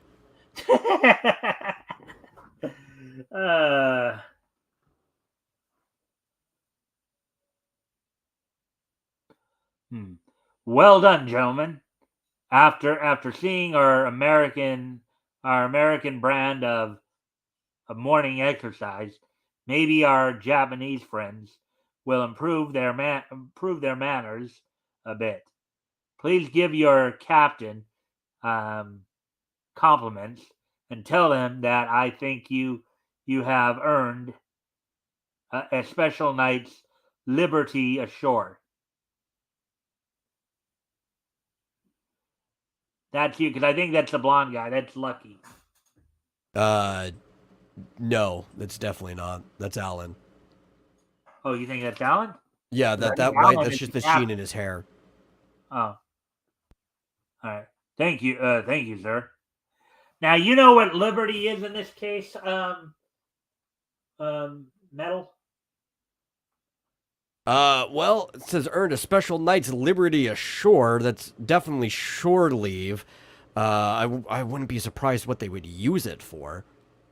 Yeah, I mean, yeah, that is what it is. Shore leave. It's basically, in the army, and some of the other branches, it might be like, leave or something like that. Yeah.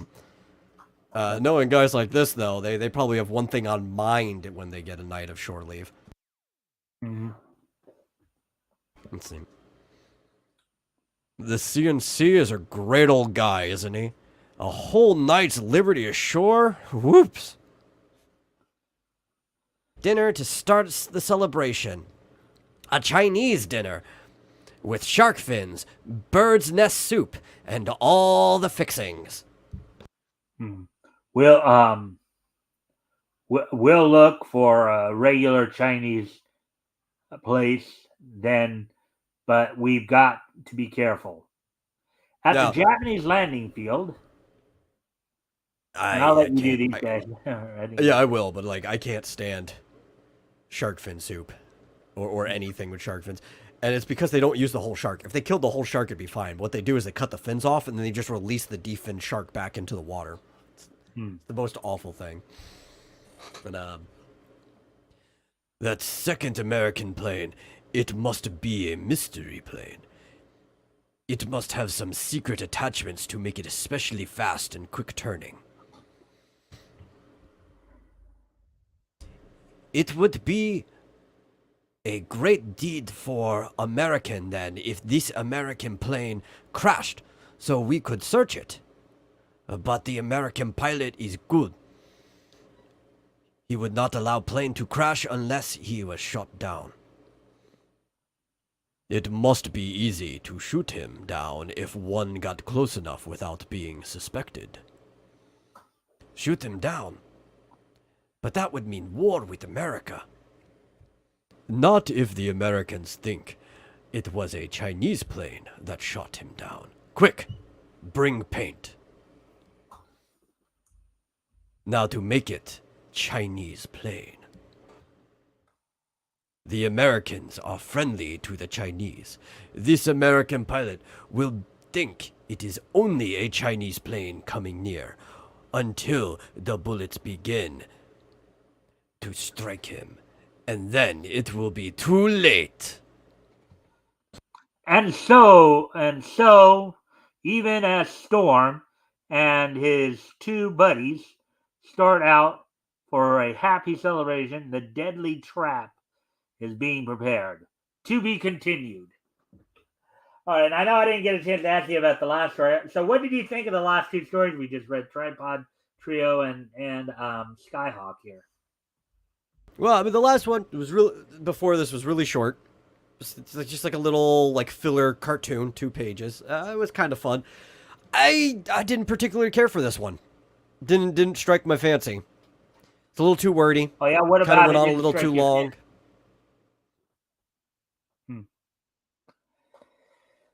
Yeah, and they kind of gave a brief intro, and then it just kind of jumped right into the scenario, Yeah, but even in the scenario, not a lot happened. It was more like talking about what was happening than actually things happening. It's that problem of show don't tell. Now in comics, it's a type of narrative. You're supposed to show and tell, but they did a lot more telling than they did showing. Yeah. All right. So, anyways, we'll get on to the next story here. An hour 39, so we're doing okay. Because again, I was gonna probably do. What was that? I said there's another tripod trio. Yeah, well, we've already read the one, so Yeah. well, I'll skip Scappa Flow. Okay, so let me see. There we go. We'll go with skip. Well, before we get to this, I once again need to step away. I'll be right Oh, back. see, I If was you gonna want ask to to step talk to away the chat, myself. what was that? So I was gonna ask to step away myself. Well, I need to go, Yeah, so that's fine. I'll be right back. But if you want to talk to the chat, Chat, what's up? If there's even anybody there, how you doing? How you doing? Anybody else like these stories? I think like I said, half of them that we've read so far have been okay. That last one just did not do anything for me at all. I could just completely leave it. I'd be fine. So we'll find out what's going down at Scappa Flow, though. Well, it looks like that's what's up next.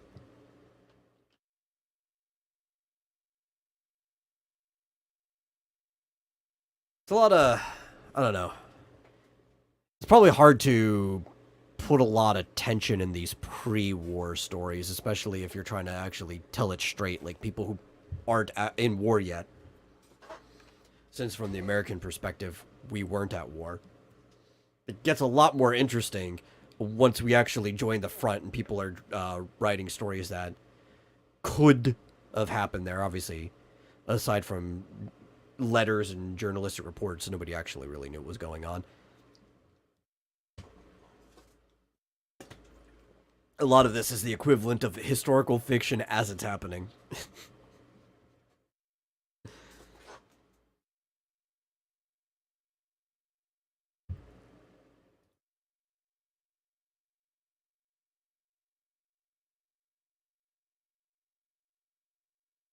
Ugh.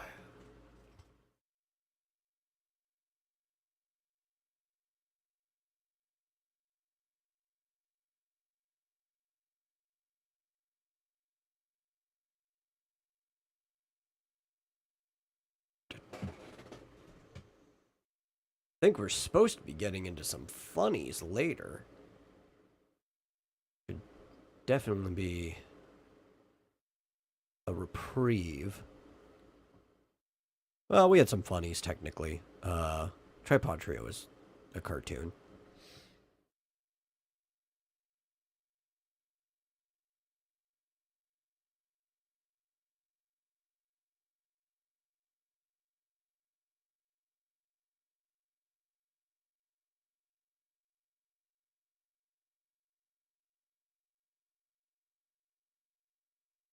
We've been going what? Hour and 43 minutes. Dang. well, I said because of the fact this is a newer book, I was going to probably try to push it. I mean, because we didn't really have a whole lot to do in the intro. Yeah. No, I was just probably more like surprised at how much time had already passed. Yeah, I mean, I think it'll be depending. It could be anywhere between 2.5 and 3 hours. Um, but because I also did want to read at least two or three of the features, some funnies as well. We'll get to that. I'm just going through kind of at least one story because I did know that Tripod Trio there were like two or three features of that in this book, but obviously we're going to read all three. But Yeah, Tripod Trio kind of seems like the equivalent of like a bumper cartoon. Like something you wedge in between other stories. right. Well, look at what we've read. Well, what we've read so far, of course, Scoop Mason, the war correspondent. Um, the Tripod Trio is kind of a humor one that's focusing, and the guys are, I think, would probably be like newsreel photographers, if I had to guess, because a tripod is what is a stand for camera, basically. Yes. Yes, it is. And then we had Skyhawk, the Navy pilots, and then I guess we're gonna find out what Scappa Flow is. What do you think? What do you think of the story selection so far overall? Like I said, I think the only one that really didn't do anything for me was the last one. All right. So, anyways, But I was going to request just a mere minute so I could use the facilities. Okay, go for it. And then when you come back, then we'll start reading. And I guess I'll talk to All right, so everybody, I hope everybody's enjoying the show. We're of course going through right now. We're just working our way through War Comics Volume 1, Issue 1, and then we'll do some of the stories from do some of the stories from Funnies Volume 2, issue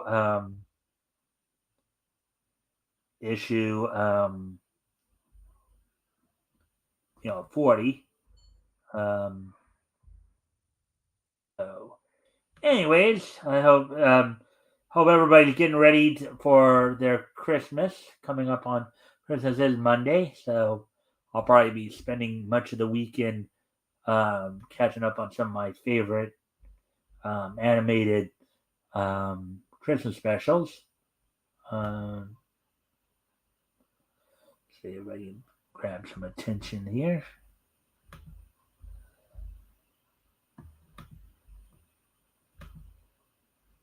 Okay, I'm back. All right, I was just sending the link to the YouTube page for people who might be on right now. Seeing if I could get some more people to come in to say hi.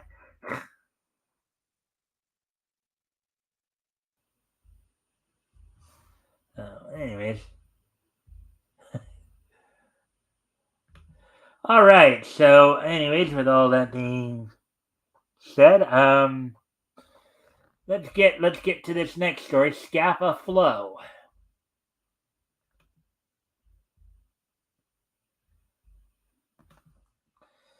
All right, so Scappa Flow, a news account of a daring deed. Early on an October morning, a German U-boat slips out of Kiel Harbor and into the ocean mist, with her conning tower barely awash, which I think means barely over the hang on. The young commander Gunther Freen guides the sub through the German minefields at the harbor's entrance. And I'll let you do all the guys here, all the Germans. I think you do the German accent better than I do. I don't know. Can I do a German? Let's see. There's actually two people. Yeah. We are through. No, I don't know. I don't know German accent. I've done one before, but we are through our minefields. Keep on present course, helmsman. What are our sailing orders, Captain? I can't do German.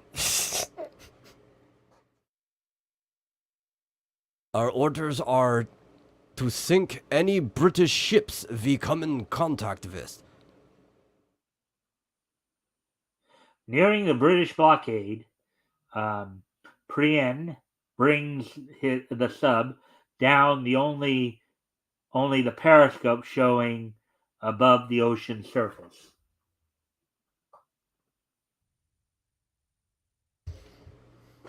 Prien sees two destroyers on the horizon, but he does not see a British plane flying directly overhead, the blind spot for all subs. Look down there, Lieutenant. A U-boat just under the surface. Well, realistically, anybody who's flying up there is probably going to have a British or Scottish accent, yes, because that's where Scappa Flow is. It's the body of water off the shore of Scotland by the islands. You're right. I'll radio the destroyers. German sub just dived for the bottom. I'll circle over her position. Come and get her.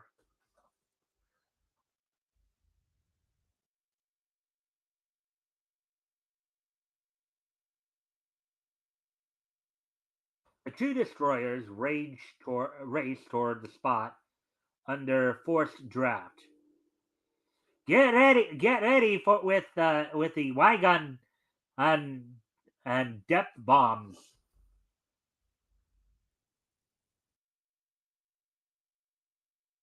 Fire the Y-gun and let go the depth bombs. The terrific concussions of the deep charges rock the U-boat, and she dives for safety. That one almost got us. Stop all mortars, or they'll hear us on their hydrophones. They've found us, Captain. We'll be blown wide open. Maybe. But I've got a trick left. Break out a can of oil and flood the airlock with it. Then open the outer hatch so it'll flow out to the surface. I wonder what they're trying here.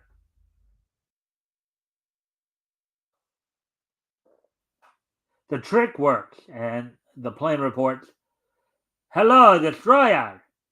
Have sighted a heavy oil slick. Guess you got him. It's a fake out. Cease firing. We've sunk the sub. Continue on patrol." Or so they think they've sunk. Yeah, all you gotta do is show the signs you've been hit, and people will start to believe it. Yeah. Having eluded the British warships, Prien's U-boat continues to cruise for 3 days, ever on the alert for a British ship. Okay, back to the Germans. Yeah. We are 20 miles off Scapa where the British Grand Fleet lies. I'm going to try to get in. So I guess JR was right. This is, I guess, port in, this is about the British port, I guess. Well, yeah, they did have a base right there in the Scapa Flow. Oops. Hold on.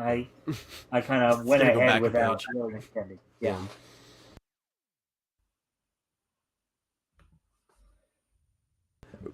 Going in there? That's madness, Captain. It's suicide.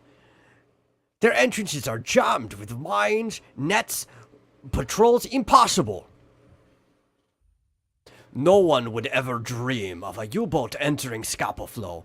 Therefore, it's possible we might get away with it. There's a fleet of cargo ships into the harbor. Now, must be slippy ships. We'll follow them in.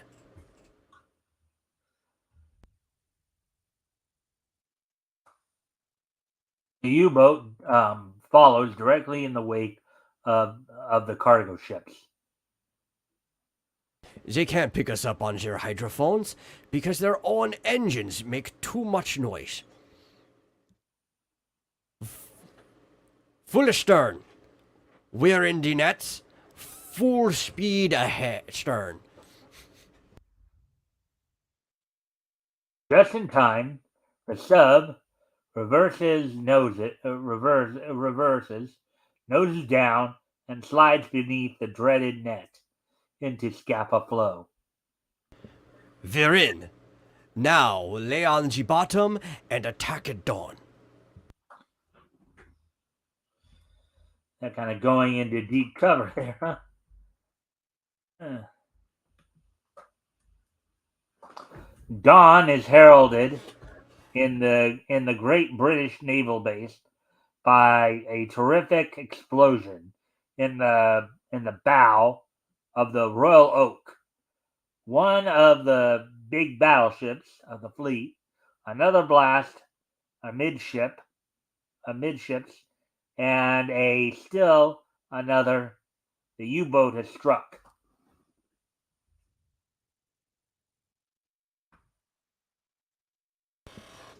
We got her, boys.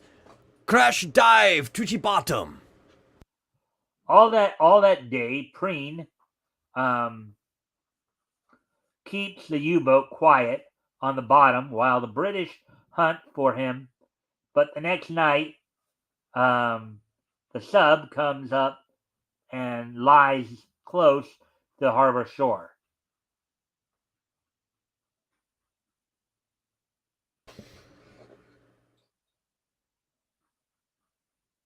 We need air. We'll be mistaken for a British sub in the dark, so what's that? Automobile headlights. Shining right on us from the beach road.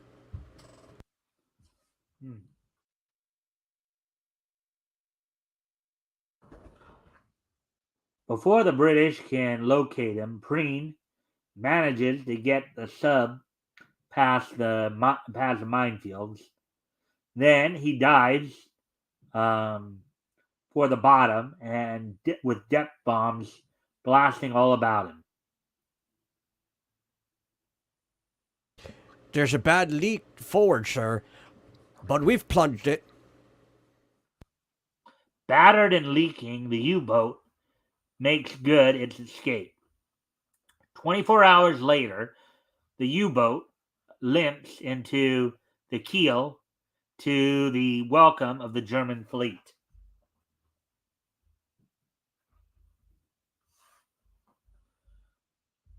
That was a anticlimactic ending.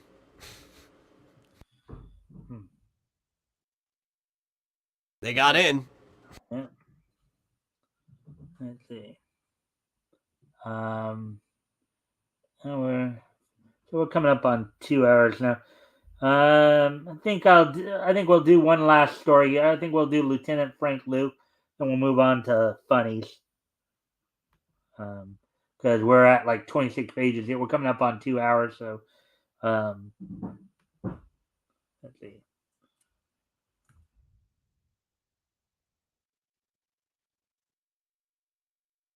Why do that?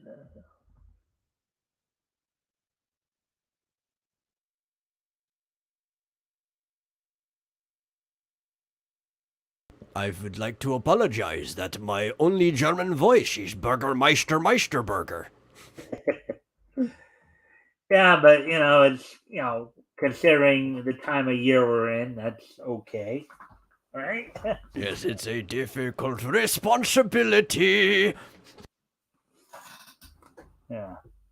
So with that, as I said, we'll read this last story and then we'll move over to the Funnies, Volume 2, Issue 40. So, Lieutenant Frank Luke, World War Ace, by Roy Humphreys. Frank Luke Jr., the balloon buster from Arizona. Frank was born in May 19th, 1897 in Phoenix, Arizona. As a youth, he loved outdoor life, had many daring adventures in the Navajo country. I wonder. Hey, I've been there. I think when I was previewing this, I think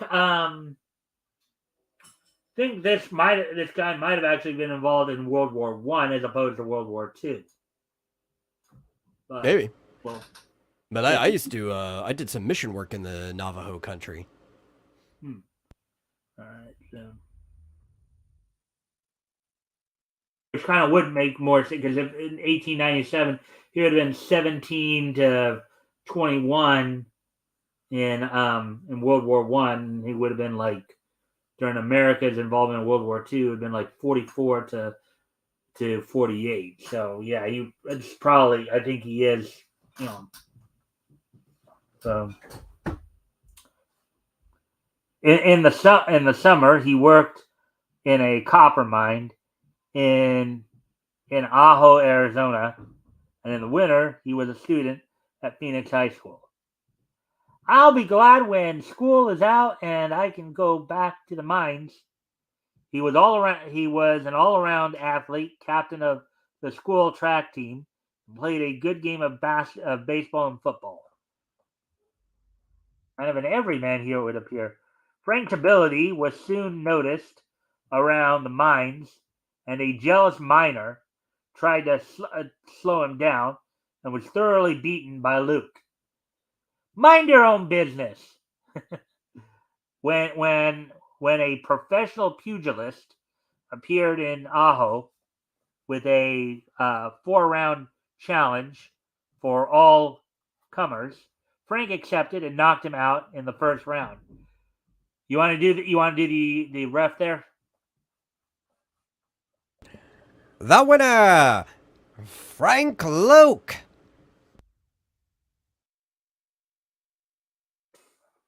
On September 25th, 1917, which would make him probably about 20 years old then, he went to Tucson and enlisted in the Army and was sent to a flying school in Austin, Texas. I do. He completed his flying course at Rockwell Field, California, and was ready for action at the front. You want to do the other guy there? I'm just saying, I don't know why you'd go to Austin, Texas for flying school. Some of the best ones, even back then, were Waco. It's like, you're in the wrong place. You want to do the front guy there?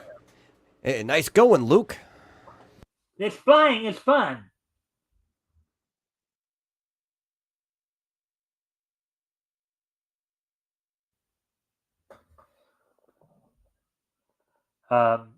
When he told his friends at home goodbye, these were his famous parting words: "I'll never be taken prisoner."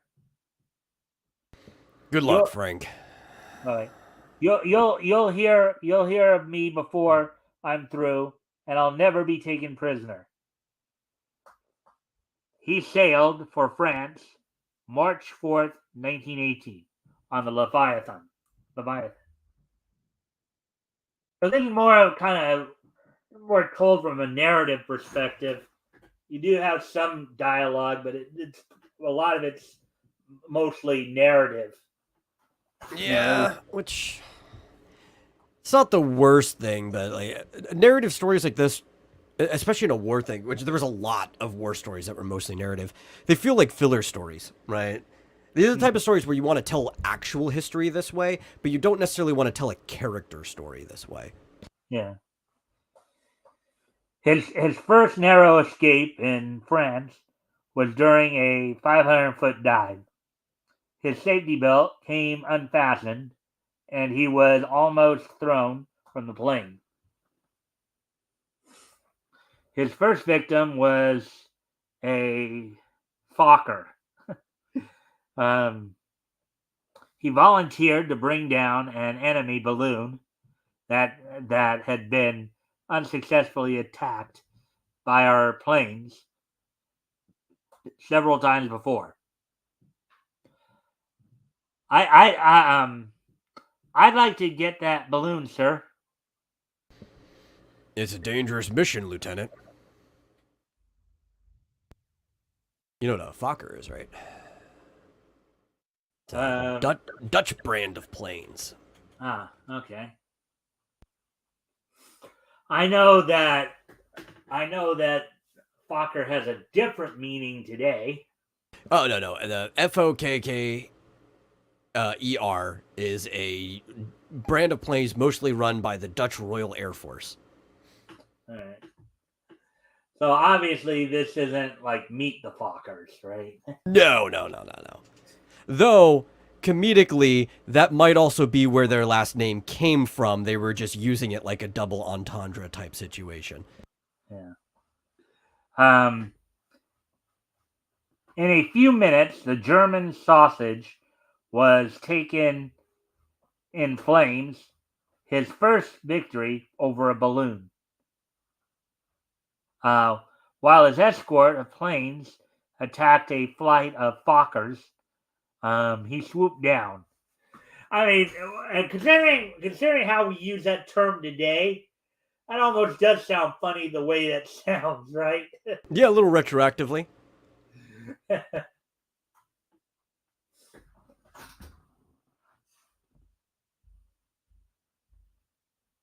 Yeah, so anyways, continuing on here. They were pretty competent planes for their time. Yeah.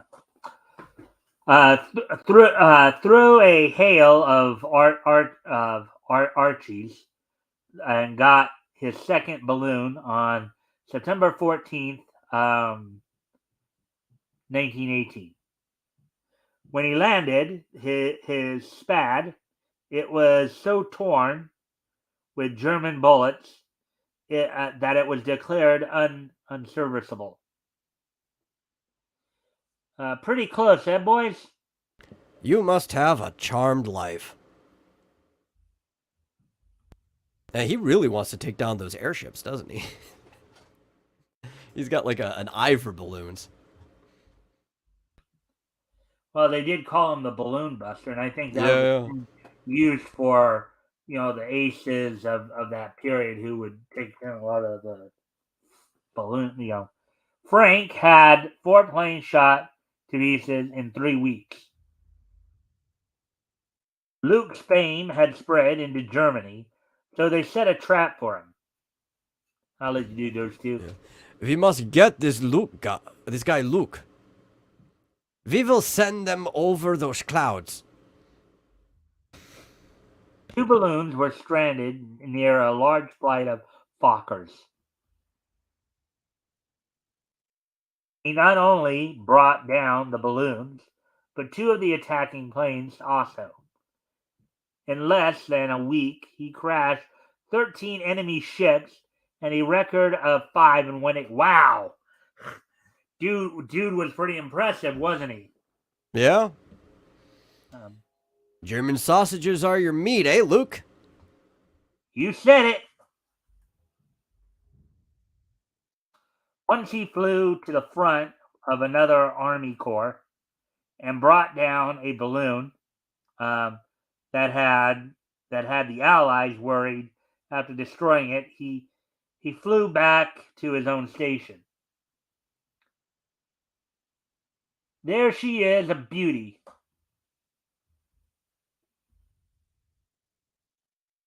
Frank Luke worries.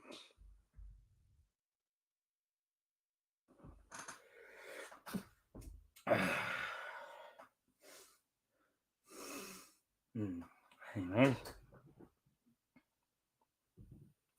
On September 20th, 1918, he again volunteered to go on a lone-handed raid for 3 enemy balloons and went after them.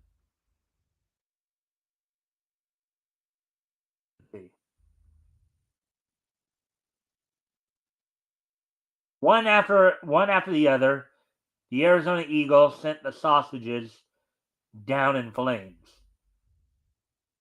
On all fronts, he became known as the Balloon Buster from Arizona. Luke, you are a credit to your country. Thank you, sir. The Germans were out to get him. They filled the air with bursting anti-aircraft shells, and they brought him down. True to his word that he would never be taken prisoner, he drew his pistol and fired on the Germans. You'll never take me prisoner. For heroism, he was awarded the Congressional Medal of Honor, this nation's highest award. Luke Field, Hawaii, was named in his honor. So I'm guessing he was a real person then. It sounds like he was actually a real person. Yeah, Frank Luke was a real person. That's what I said. Like, I was kind of framing this at the beginning. When you're telling actual history, which of the time World War I would be history to being written around World War II, I think comics journalism you can write in this way. It's a little better than, say, like the previous story that was a work of modern fiction, but it was being written in the same way that you would tell a piece like what we just read. Yeah. All right. Well, I'm just gonna flash through the rest of the. We're done reading. I'm just gonna flash through the rest of them. Just so you can look at the artwork and comment on the artwork if you want. Because we're just past the 2-hour mark, so I want to get over and do some of the stuff from the funnies here. So Sikander, the Robot Master. Right. Look at that lady right there. Oh That yeah. lady would look pretty nice. Yeah, the one thing you can say about at least some of these comics back in this time period, the colors they would use were just very splendid. Yeah, part of that was they were limited to what they could print, so they had to be very wise about how they use their colors.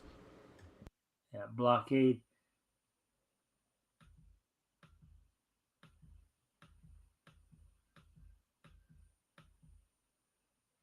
Another Tripod Trio story. Danny Dash, Globetrotter, Peace Raider. Again, we read enough stories for us to have a good sample there. Another tripod. They had like 4 Tripod Trio stories here. Should have just spent the whole time only reading Tripod Trio. Oh, I mean, I wanted to mix it up a bit. I jest. You know, speaking, of course, of mixing it up, we're now, of course, going to go.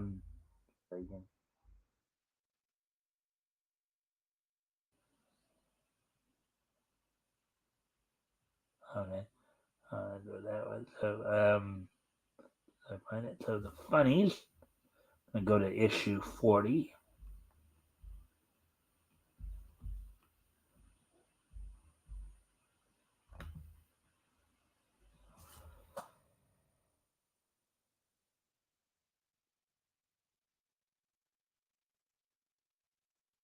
And here is the funnies, issue number, volume 2, issue 40. February number 40, 10 cents, John Carter of Mars, Rex, King of the Deep, Alley Oop, Captain Easy, Mr. District Attorney, Bosco, Speed Martin, Crime Busters, Lightning Jim. So we're probably, as I said, we're going to probably hit mostly the humor stories, mostly the shorter stories for this one. Kind of the quickies a little bit more here. Yeah, I'm wondering how early, like, when was this one of the earlier times that they started calling it John Carter of Mars? Because the actual book is The Princess of Mars, but almost every adaptation of the novel focuses on the main character, John Carter, as the name. Yeah, well, I couldn't tell you. I think the person who would really know that for sure, I think, is RJ. RJ is, I think, Yeah. The expert on John Carter of Mars. Don Winslow of the Navy, which was another popular feature of the time. John Carter of Mars by Edgar Rice Burroughs. Edgar Rice Burroughs, who did Tarzan as well. Now that looked like it would make a good cartoon right there. Oh yeah, that'd be fun. I've always liked The Princess of Mars and its adaptations. It's used to be a really, really popular thing to adapt, but I think at one point Disney got the rights to it and never let it go. They did an adaptation almost like a decade ago, and they haven't touched it since, and now it's kind of just sitting there dead with them sitting on it. Mr. District Attorney, based on Phillips H. Lord's famous radio program, heard every Sunday over the Blue Network of the National Broadcasting Company, or back when NBC was just a radio station, not a. Yep, where it gets its name from. When broadcasting was radio before it was TV. Yeah. Rex, King of the Deep.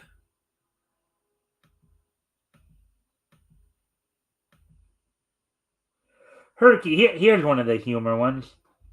But we may need to let's see if I.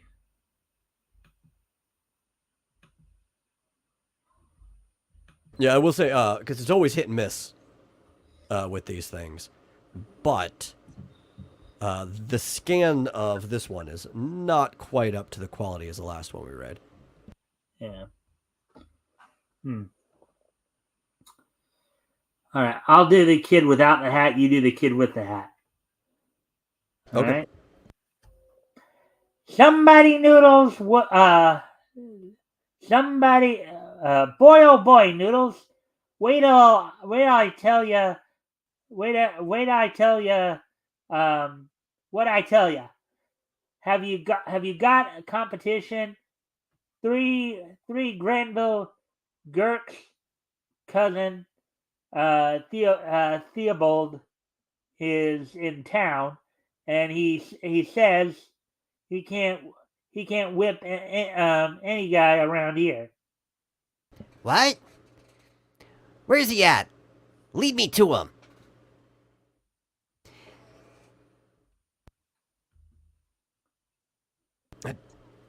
Don't know who's supposed to be first.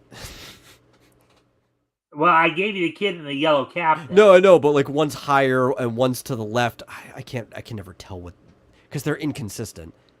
Right. Well, I think in this case it's left or right. Okay. I'll make mincemeat out of that doodle. I'll maim him.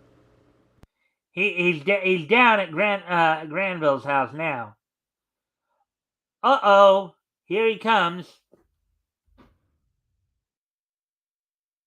Did I ever tell you about the time I cleaned up on the South Side gang in Chicago? I licked 18 of them single-handed. Well, a bit of a braggart, isn't he?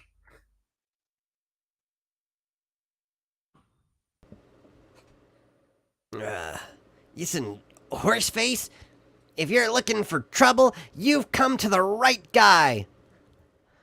I'm Noodles Nelson, and I'm the toughest baby in these here parts.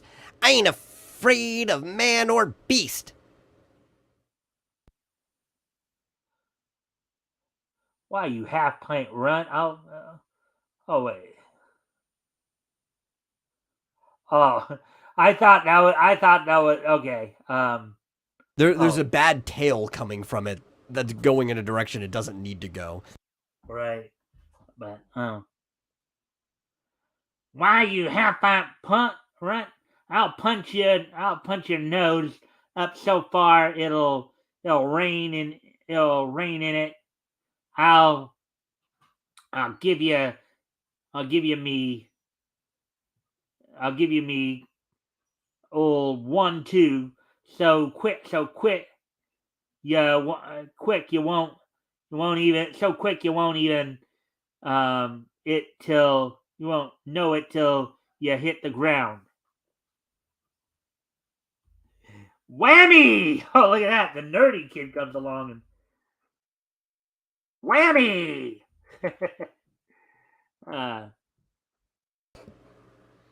A most disastrous incident, Henry, but someone had to do it. Herky. His name's Herky. Herky. It's Herky. That's right, because that's the name of the book or the story. Okay. Feature, whatever. Oh, they have a bike for you. I don't know they have a bike, but what did you think of that one right there? It's fun. I like cartoons. Nice little strips. Yeah. Kind of a nice break from what we've been reading, right? Yeah, like a little 2-line strip like this is a perfect one that you can put an ad like a bike for you on and just fill up half the page. Oh, here's Alley Oop. Alley Oop by V.T. Hamlin. And I guess maybe I should consider keeping it up at 200, I guess. Alley Oop. Synopsis. Alley Oop and Foozie frighten dictator Eni and her followers out of the land, but Oop and Foozie run into more trouble when they meet the ex-Grand Wiser, ex-King Wur, and Dootsie Bobo, the exile. They prepare to fight just as an earthquake occurs. Meantime, mobilizes Moose scattered forces. So this one of them cavemen comics. Yep. Next day continued unsettled with rain. And kind of hard to tell, I guess. Good honk. It's still raining. And look, all the water, the whole place is flooded. Gee, it's a good thing for us. We came up here on this cliff last night. Say, we're entirely cut off from everything.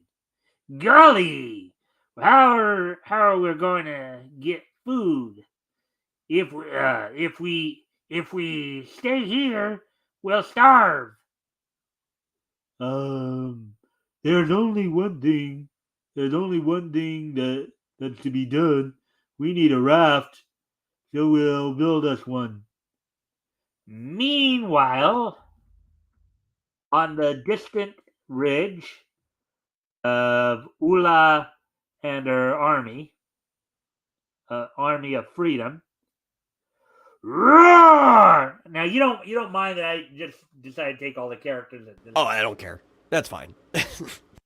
Whatever's easiest. It's easier because we had so many blackouts here. It's like kind of like, it'd be hard to tell which is which. So I just figured it'd just be a little bit. Say, what's that noise? I don't know, but look, the dinosaur's hitting for higher ground. Oh, look. Coming down the valley, a solid wall of water. Roar! Ula and her Movian irregulars encamped on high ground, await the passage of the storm. Golly, what a flood! It's sweeping everything down the valley in front of it. Yeah, and it's coming right straight from Moo. Boom, blam, crash.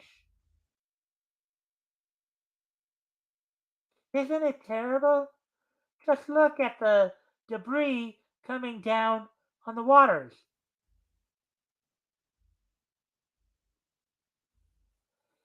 It's a mess. All right, say, isn't that someone hanging on that tree? Alley Oop was a very popular feature in the newspapers back at this point in time, too. Oh, I could tell. This one's several pages long. Yeah. Yes, yes it is. My gosh, it's a woman. Why, come on, it's Eenie. Help! That's a woman? Remember, these were cave people. I believe those two were women, too. Yeah, if you say so. I mean, I could... Some of these I can visibly tell are women. If we go, like, the next page or whatever, like, I don't know.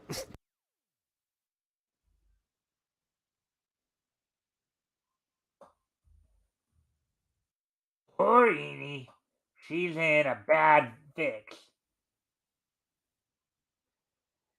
I'm sorry. Poor Eenie. She's in a bad fix. It's too bad we didn't see her sooner. Maybe we could have rescued her. Well, it definitely proves that Moo's been flooded.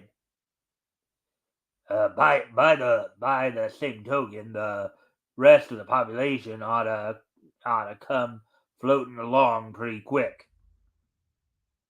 Yeah, look, here comes a bunch now. Help! Yeah, I want to say, as an artist, like from that perspective, this is 100% the type of comic I would draw. There's a lot of times where if I have an excuse to not draw detail, I will just draw silhouettes of things. Yeah.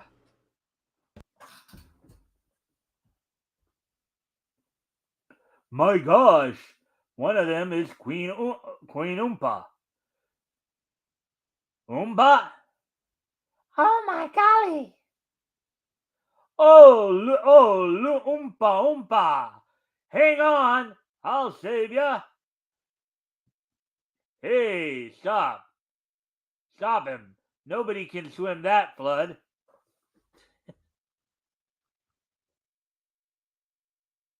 Let me go! My wife, I gotta save her. Take it easy. Gus, I think old Denny can make it out to them, all right? Yeah, look, both of these women here are very, very easily visibly women. Like, I have no problem telling that whatsoever. Yeah.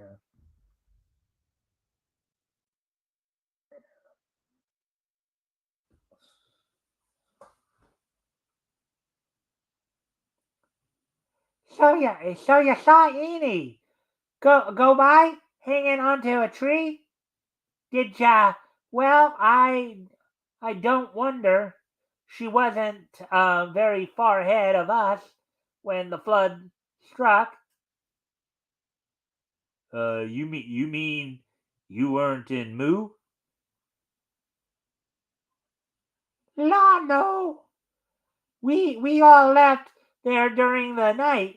The place was haunted. What about Alley Oop and Boozy? Where are they? We don't know. They left Moo long before we did.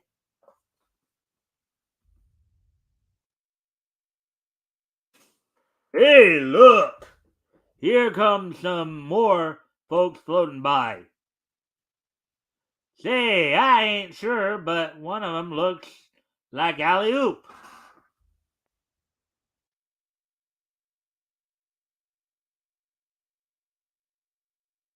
Are we going to try to rescue him?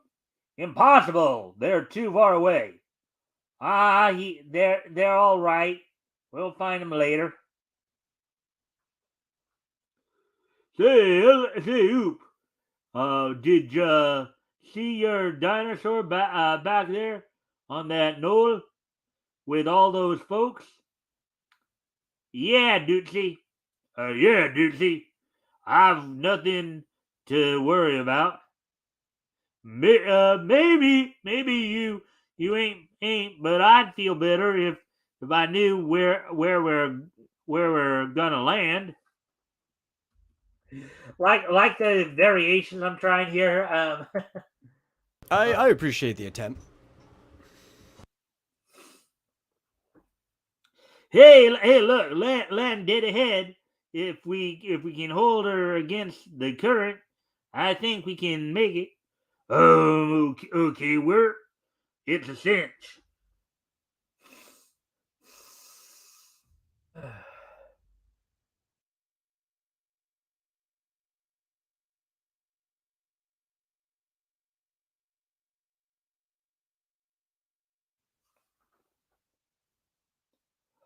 Land again. What a relief. Boy, you said, whoa, my gosh, look. What a relief. Immediately runs into a carnivore.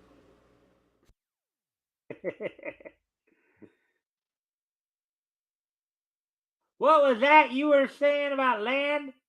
Let's talk about water. There's plenty to be said for it. Yeah, when there's lots of it between us and that kind of critter.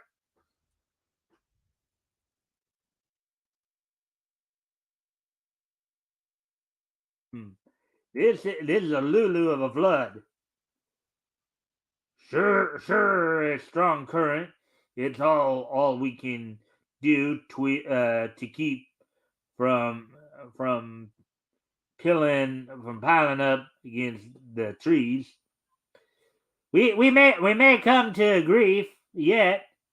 We can't see far enough ahead to tell what's in store for us. Land of the lost. See how they're going down the fall there? Yeah, that's doesn't seem like they'd have to though. I mean, there's a lot of trees and everything. They could have paid attention to their surroundings and gotten off by now. Crash! All right, we're up with you. Gosh, if it wasn't for you, I'd never have made it. How's that wiser air? What say? Aha! That's it. You're okay. Hack sputter fish. Fish.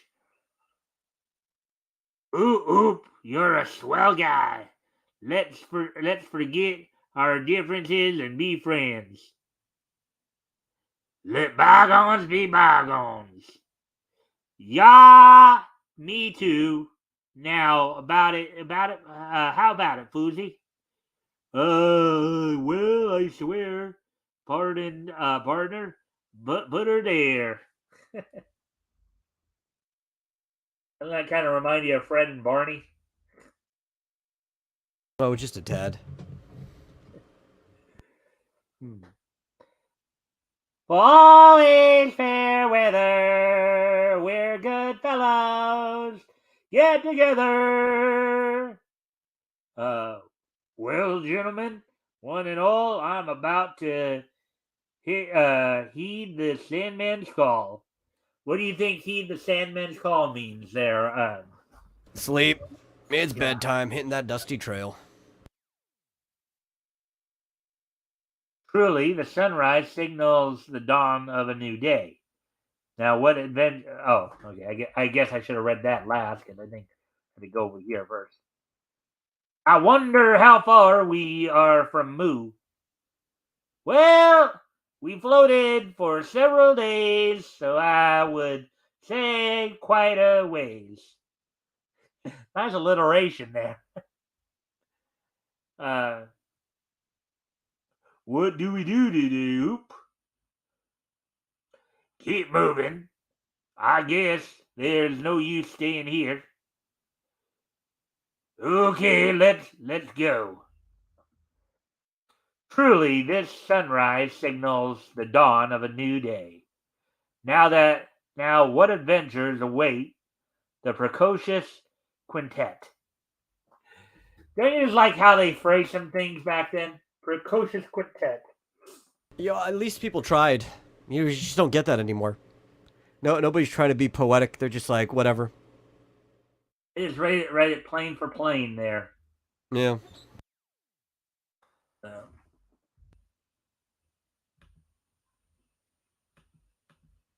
Alright, so let's see. One other feature I want to try to find, of course, is There's still more alley-oop. Oh, okay. I guess I didn't realize that. That was it. The way that one thing there. Oh, it's just this page. There's a continue next month at the bottom of it. Okay. Well, I guess I'll finish the reading then.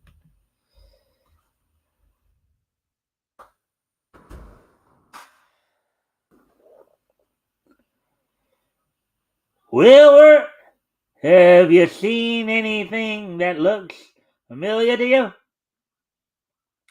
Nope. I've never been around here before. Boy, what a thick jungle. It's impossible to see where next will be. Dang, I wish we had a old ditty here. My gosh, look, the sea.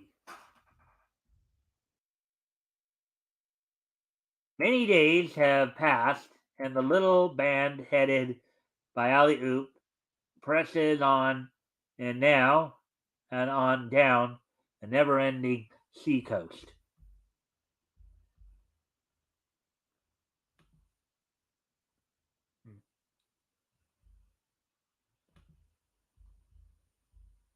Hey, alley-oop! How much longer are we gonna wander along this shore? Until one of you suggests something better to do, I guess. Grumpy caveman. Meanwhile, the floodwaters that drove the moving population to high ground have passed on.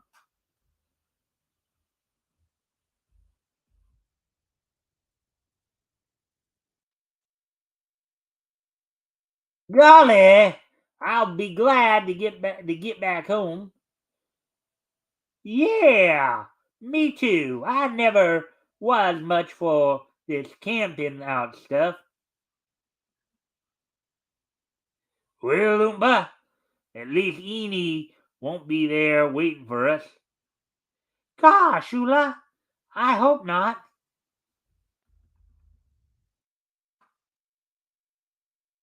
Our home valley. Boy, ain't it great to be back home again? Maybe I'm goofy, but somehow it don't look just right. I am trying, aren't I? Yeah. You're trying. It's a good effort. My beautiful palace! Hey, a flood ain't all we've had. We must have had an earthquake too. Royal Palace of Moo. There's not a single cave left intact. Everything's gone, homeless. We're ruined. There's hardly a living thing left in the entire valley.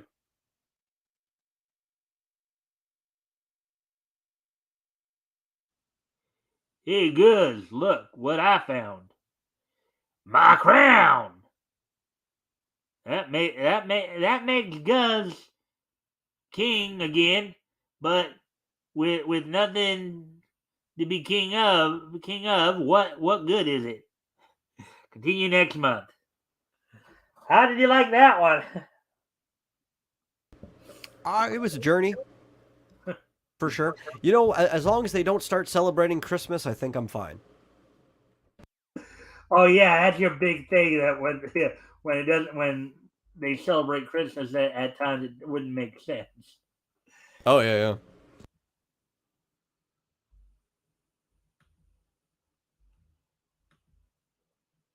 Crime Busters.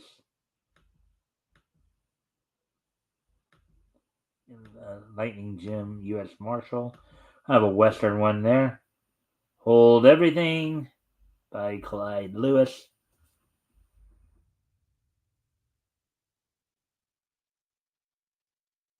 This is kind of a joke page.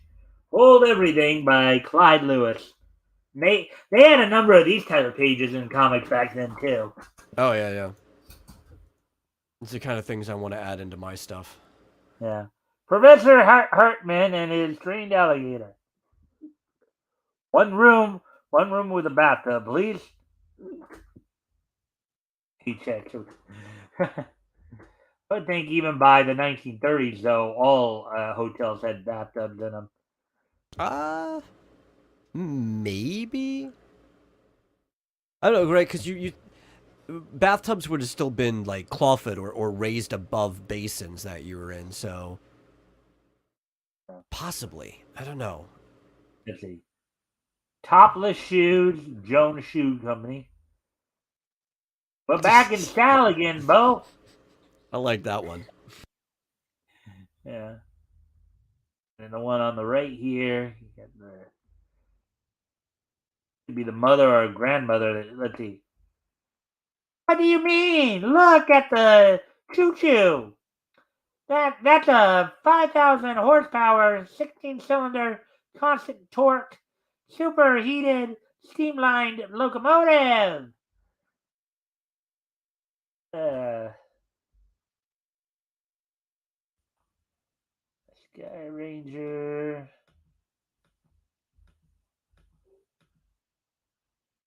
Martin.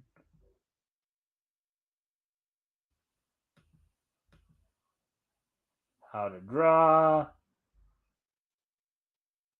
Kind of a drawing tutorial here. No, that's nice. You don't really see that anymore. I mean, Okay, so, as I've said in the past, the comics in the golden age are more comparable today to to magazines.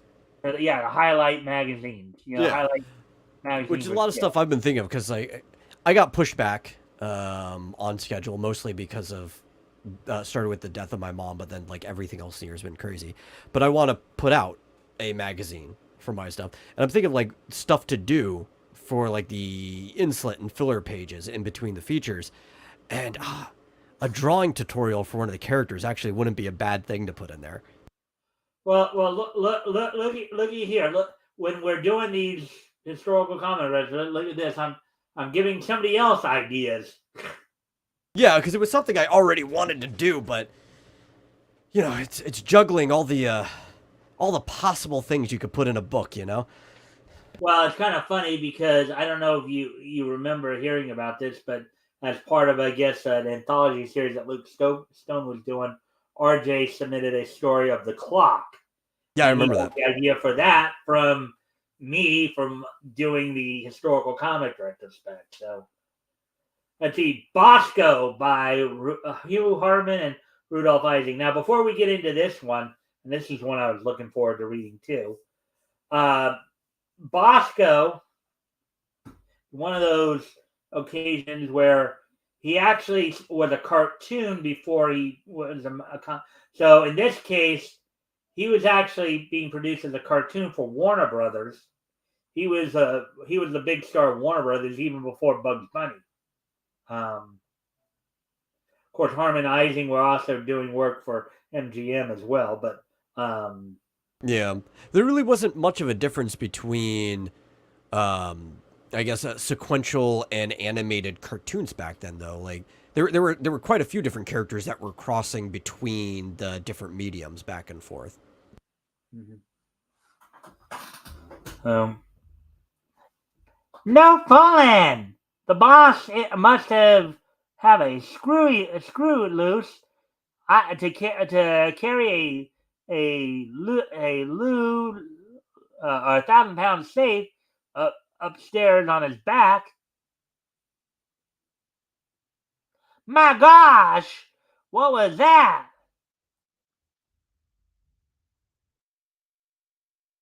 Here comes the boss now. I better look into this. Of all the dizzy ways to open a safe, to toss it out of an upstairs window. Oh boy, finally got him in bed. Now I'll see a doctor and find out what is wrong with him.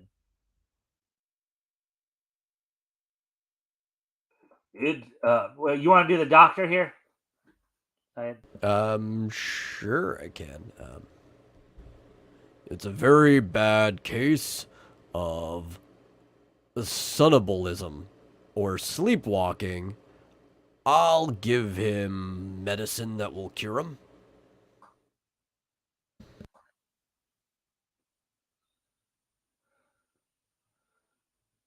No fooling, this rope had a big dose of medicine. Ought to keep him from sleepwalking. Now, who wants me at this hour? Hello, what you want me? What you want me?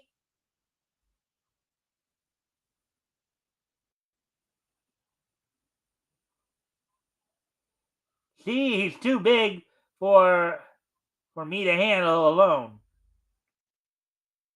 He just, in his sleep, while sleepwalking, decided, I'm going to start cleaning the street lamps.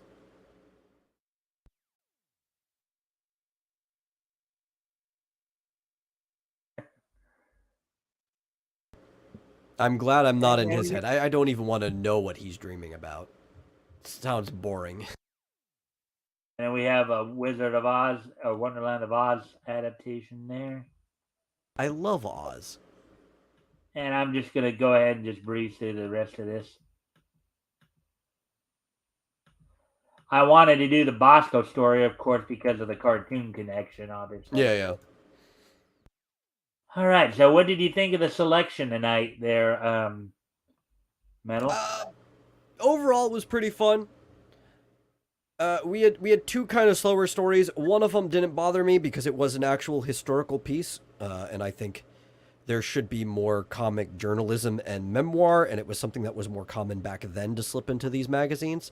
Frank Luke, the Frank Luke story, right? Yeah, that one was actually technically a form of journalism. But then there's just that one that didn't really do anything for me. That had Skyhawk. Yeah, Skyhawk. The pacing just really wasn't there, and it was a lot more telling than showing for the type of story. Was it the pacing, or was it how I was reading it? No, because I was reading it along myself, even while you were reading the narration, and it's just it's too much tell, not enough show. Yeah. So, and you liked obviously Tripod Trio and Scoop. Yeah, Mason. they were nice. And then what did you think of the humor ones at the end there? Alley Oop, Herky. Oh yeah, they're fine. They're pretty solid, especially given the cartoons of the time. Yeah. Well, as I told you too, Bosco was the big star for Warner Brothers even before Bugs Bunny came along. He was a big star for Warner Brothers there in the 30s. You know. So he and Porky Pig and Buddy were the three big stars for Warner Brothers in the 30s before Bugs came along. So with that, I guess we'll start to wind down a bit here. Of course, if you don't mind sticking around for a couple minutes after the show for post shore metal. But before we wrap things up, of course, we do have one more thing to do, and that is with today being Friday, December 22nd, 2022. Let's take a look back at this day in each history. So, history! 1999, 2008, 1993, and 2013. Okay. So with that, let's go ahead and take a look back at this day in each history. So, let's see if I find the...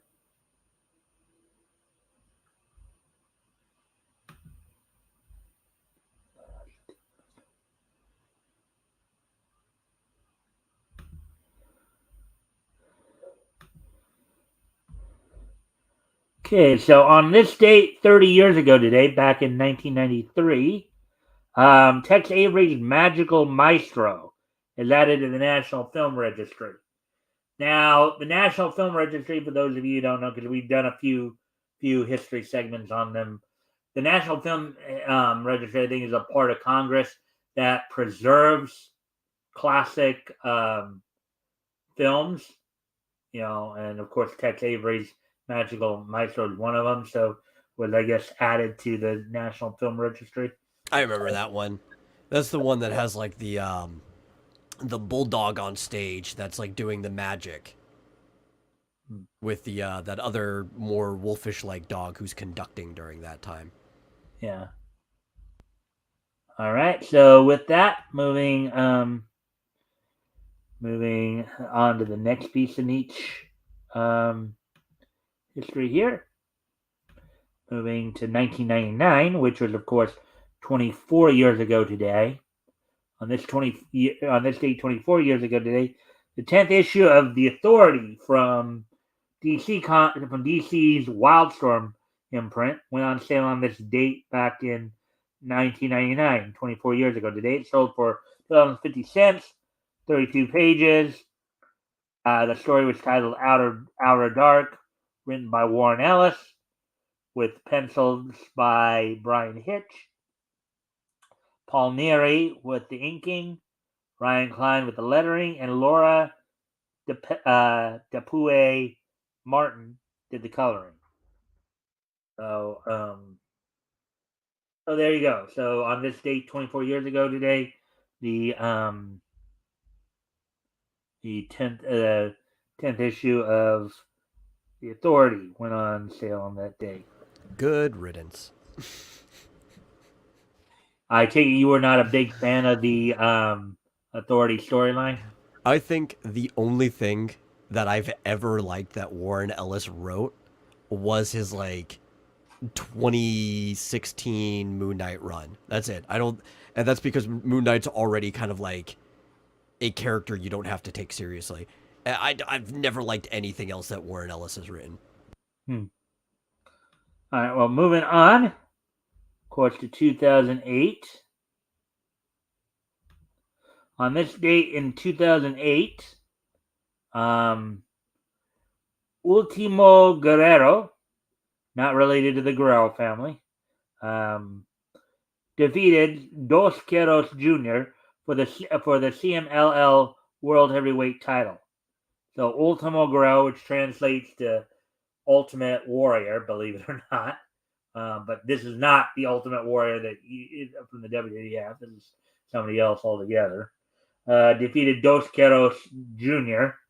For the CMLL World Heavyweight, CMLL Consejo Mundial de Lucha Libre, or basically the World Council of Pro Wrestling down in Mexico.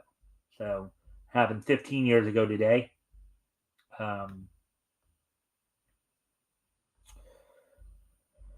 And finally, on this day in each history, going to 2013, our final stop here. On this date, 10 years ago today,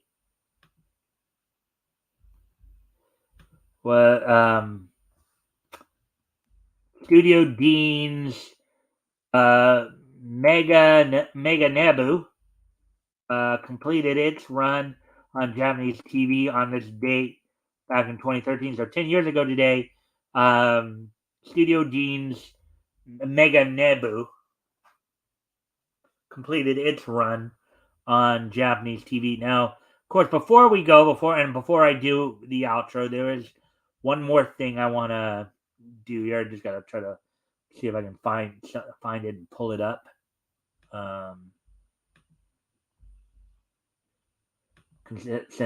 Especially since we are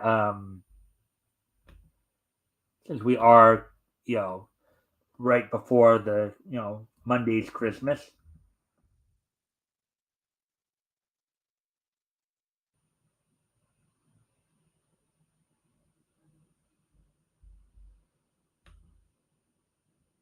I can find it. Yeah, that's why I got my picture set up with me riding Krampus.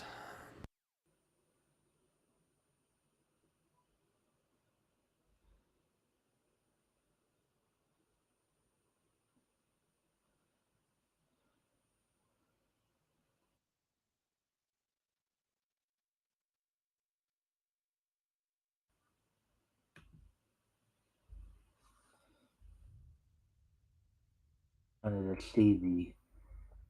see the text.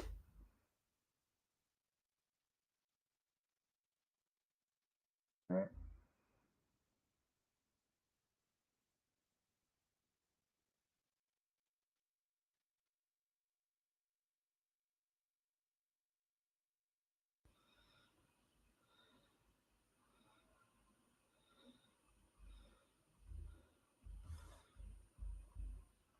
I just wanted to. Okay.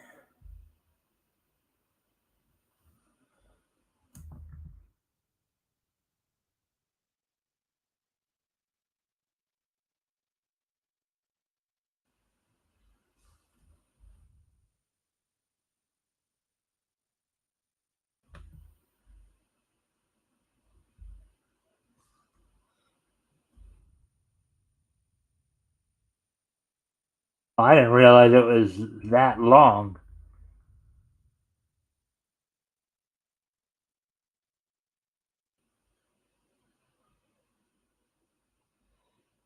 All right, well, never mind. I'm not going to read that whole thing.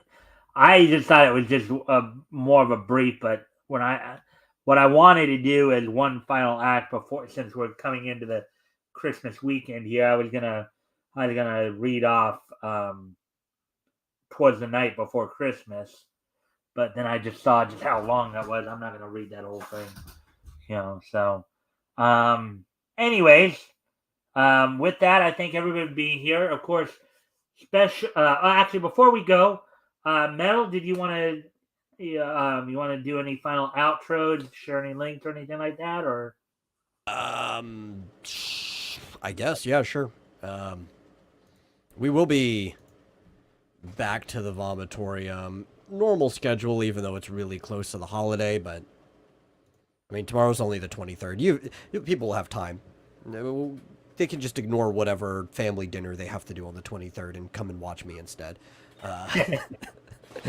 But other than that, just go check out X Dynamis Chaos. Or I have a store. I'm trying to find the link to my store, actually. I've been putting up a lot of merch on my spring store. And if people are interested in maybe getting it's too late for a Christmas gift, but like an afterthought gift for themselves or something, they can go to the store and get it. Where the heck is that link? I put up a bunch of like clothing, apparel with logos and stuff from my stories, but also more importantly, put up this really cool poster image for On Tour with Mitch and Sandy. So if anybody happens to like my stuff, they could get that, and cool people would hang that in their room. All right. All right, and then I guess there's the link. Yeah, you can find the actual store from there too that has all of the listings on there. That's just for the specific product. All right. All right. Well, anything else you'd like to add before Nope, we wrap up? I'm good. All right. Merry Christmas. Yeah, and if you can stick around after the show for a couple minutes for a post show, that'd be appreciated. With that, everybody, I thank everybody for being here. Special programming note, of course, this week we will not be doing the panel show, the weekend edition, and we won't be having the shows on Sunday or Monday because of the holidays. We'll be back here on Tuesday with Niche News, and then of course next Friday, RJ Carter will be coming in for next week's historical comics retrospect. Originally, it was going to be Apex, but he was not able to get off work, so I was able to ask RJ to fill in for him. So, with that, I thank everybody for being here, and I will see you all on Tuesday. Bye.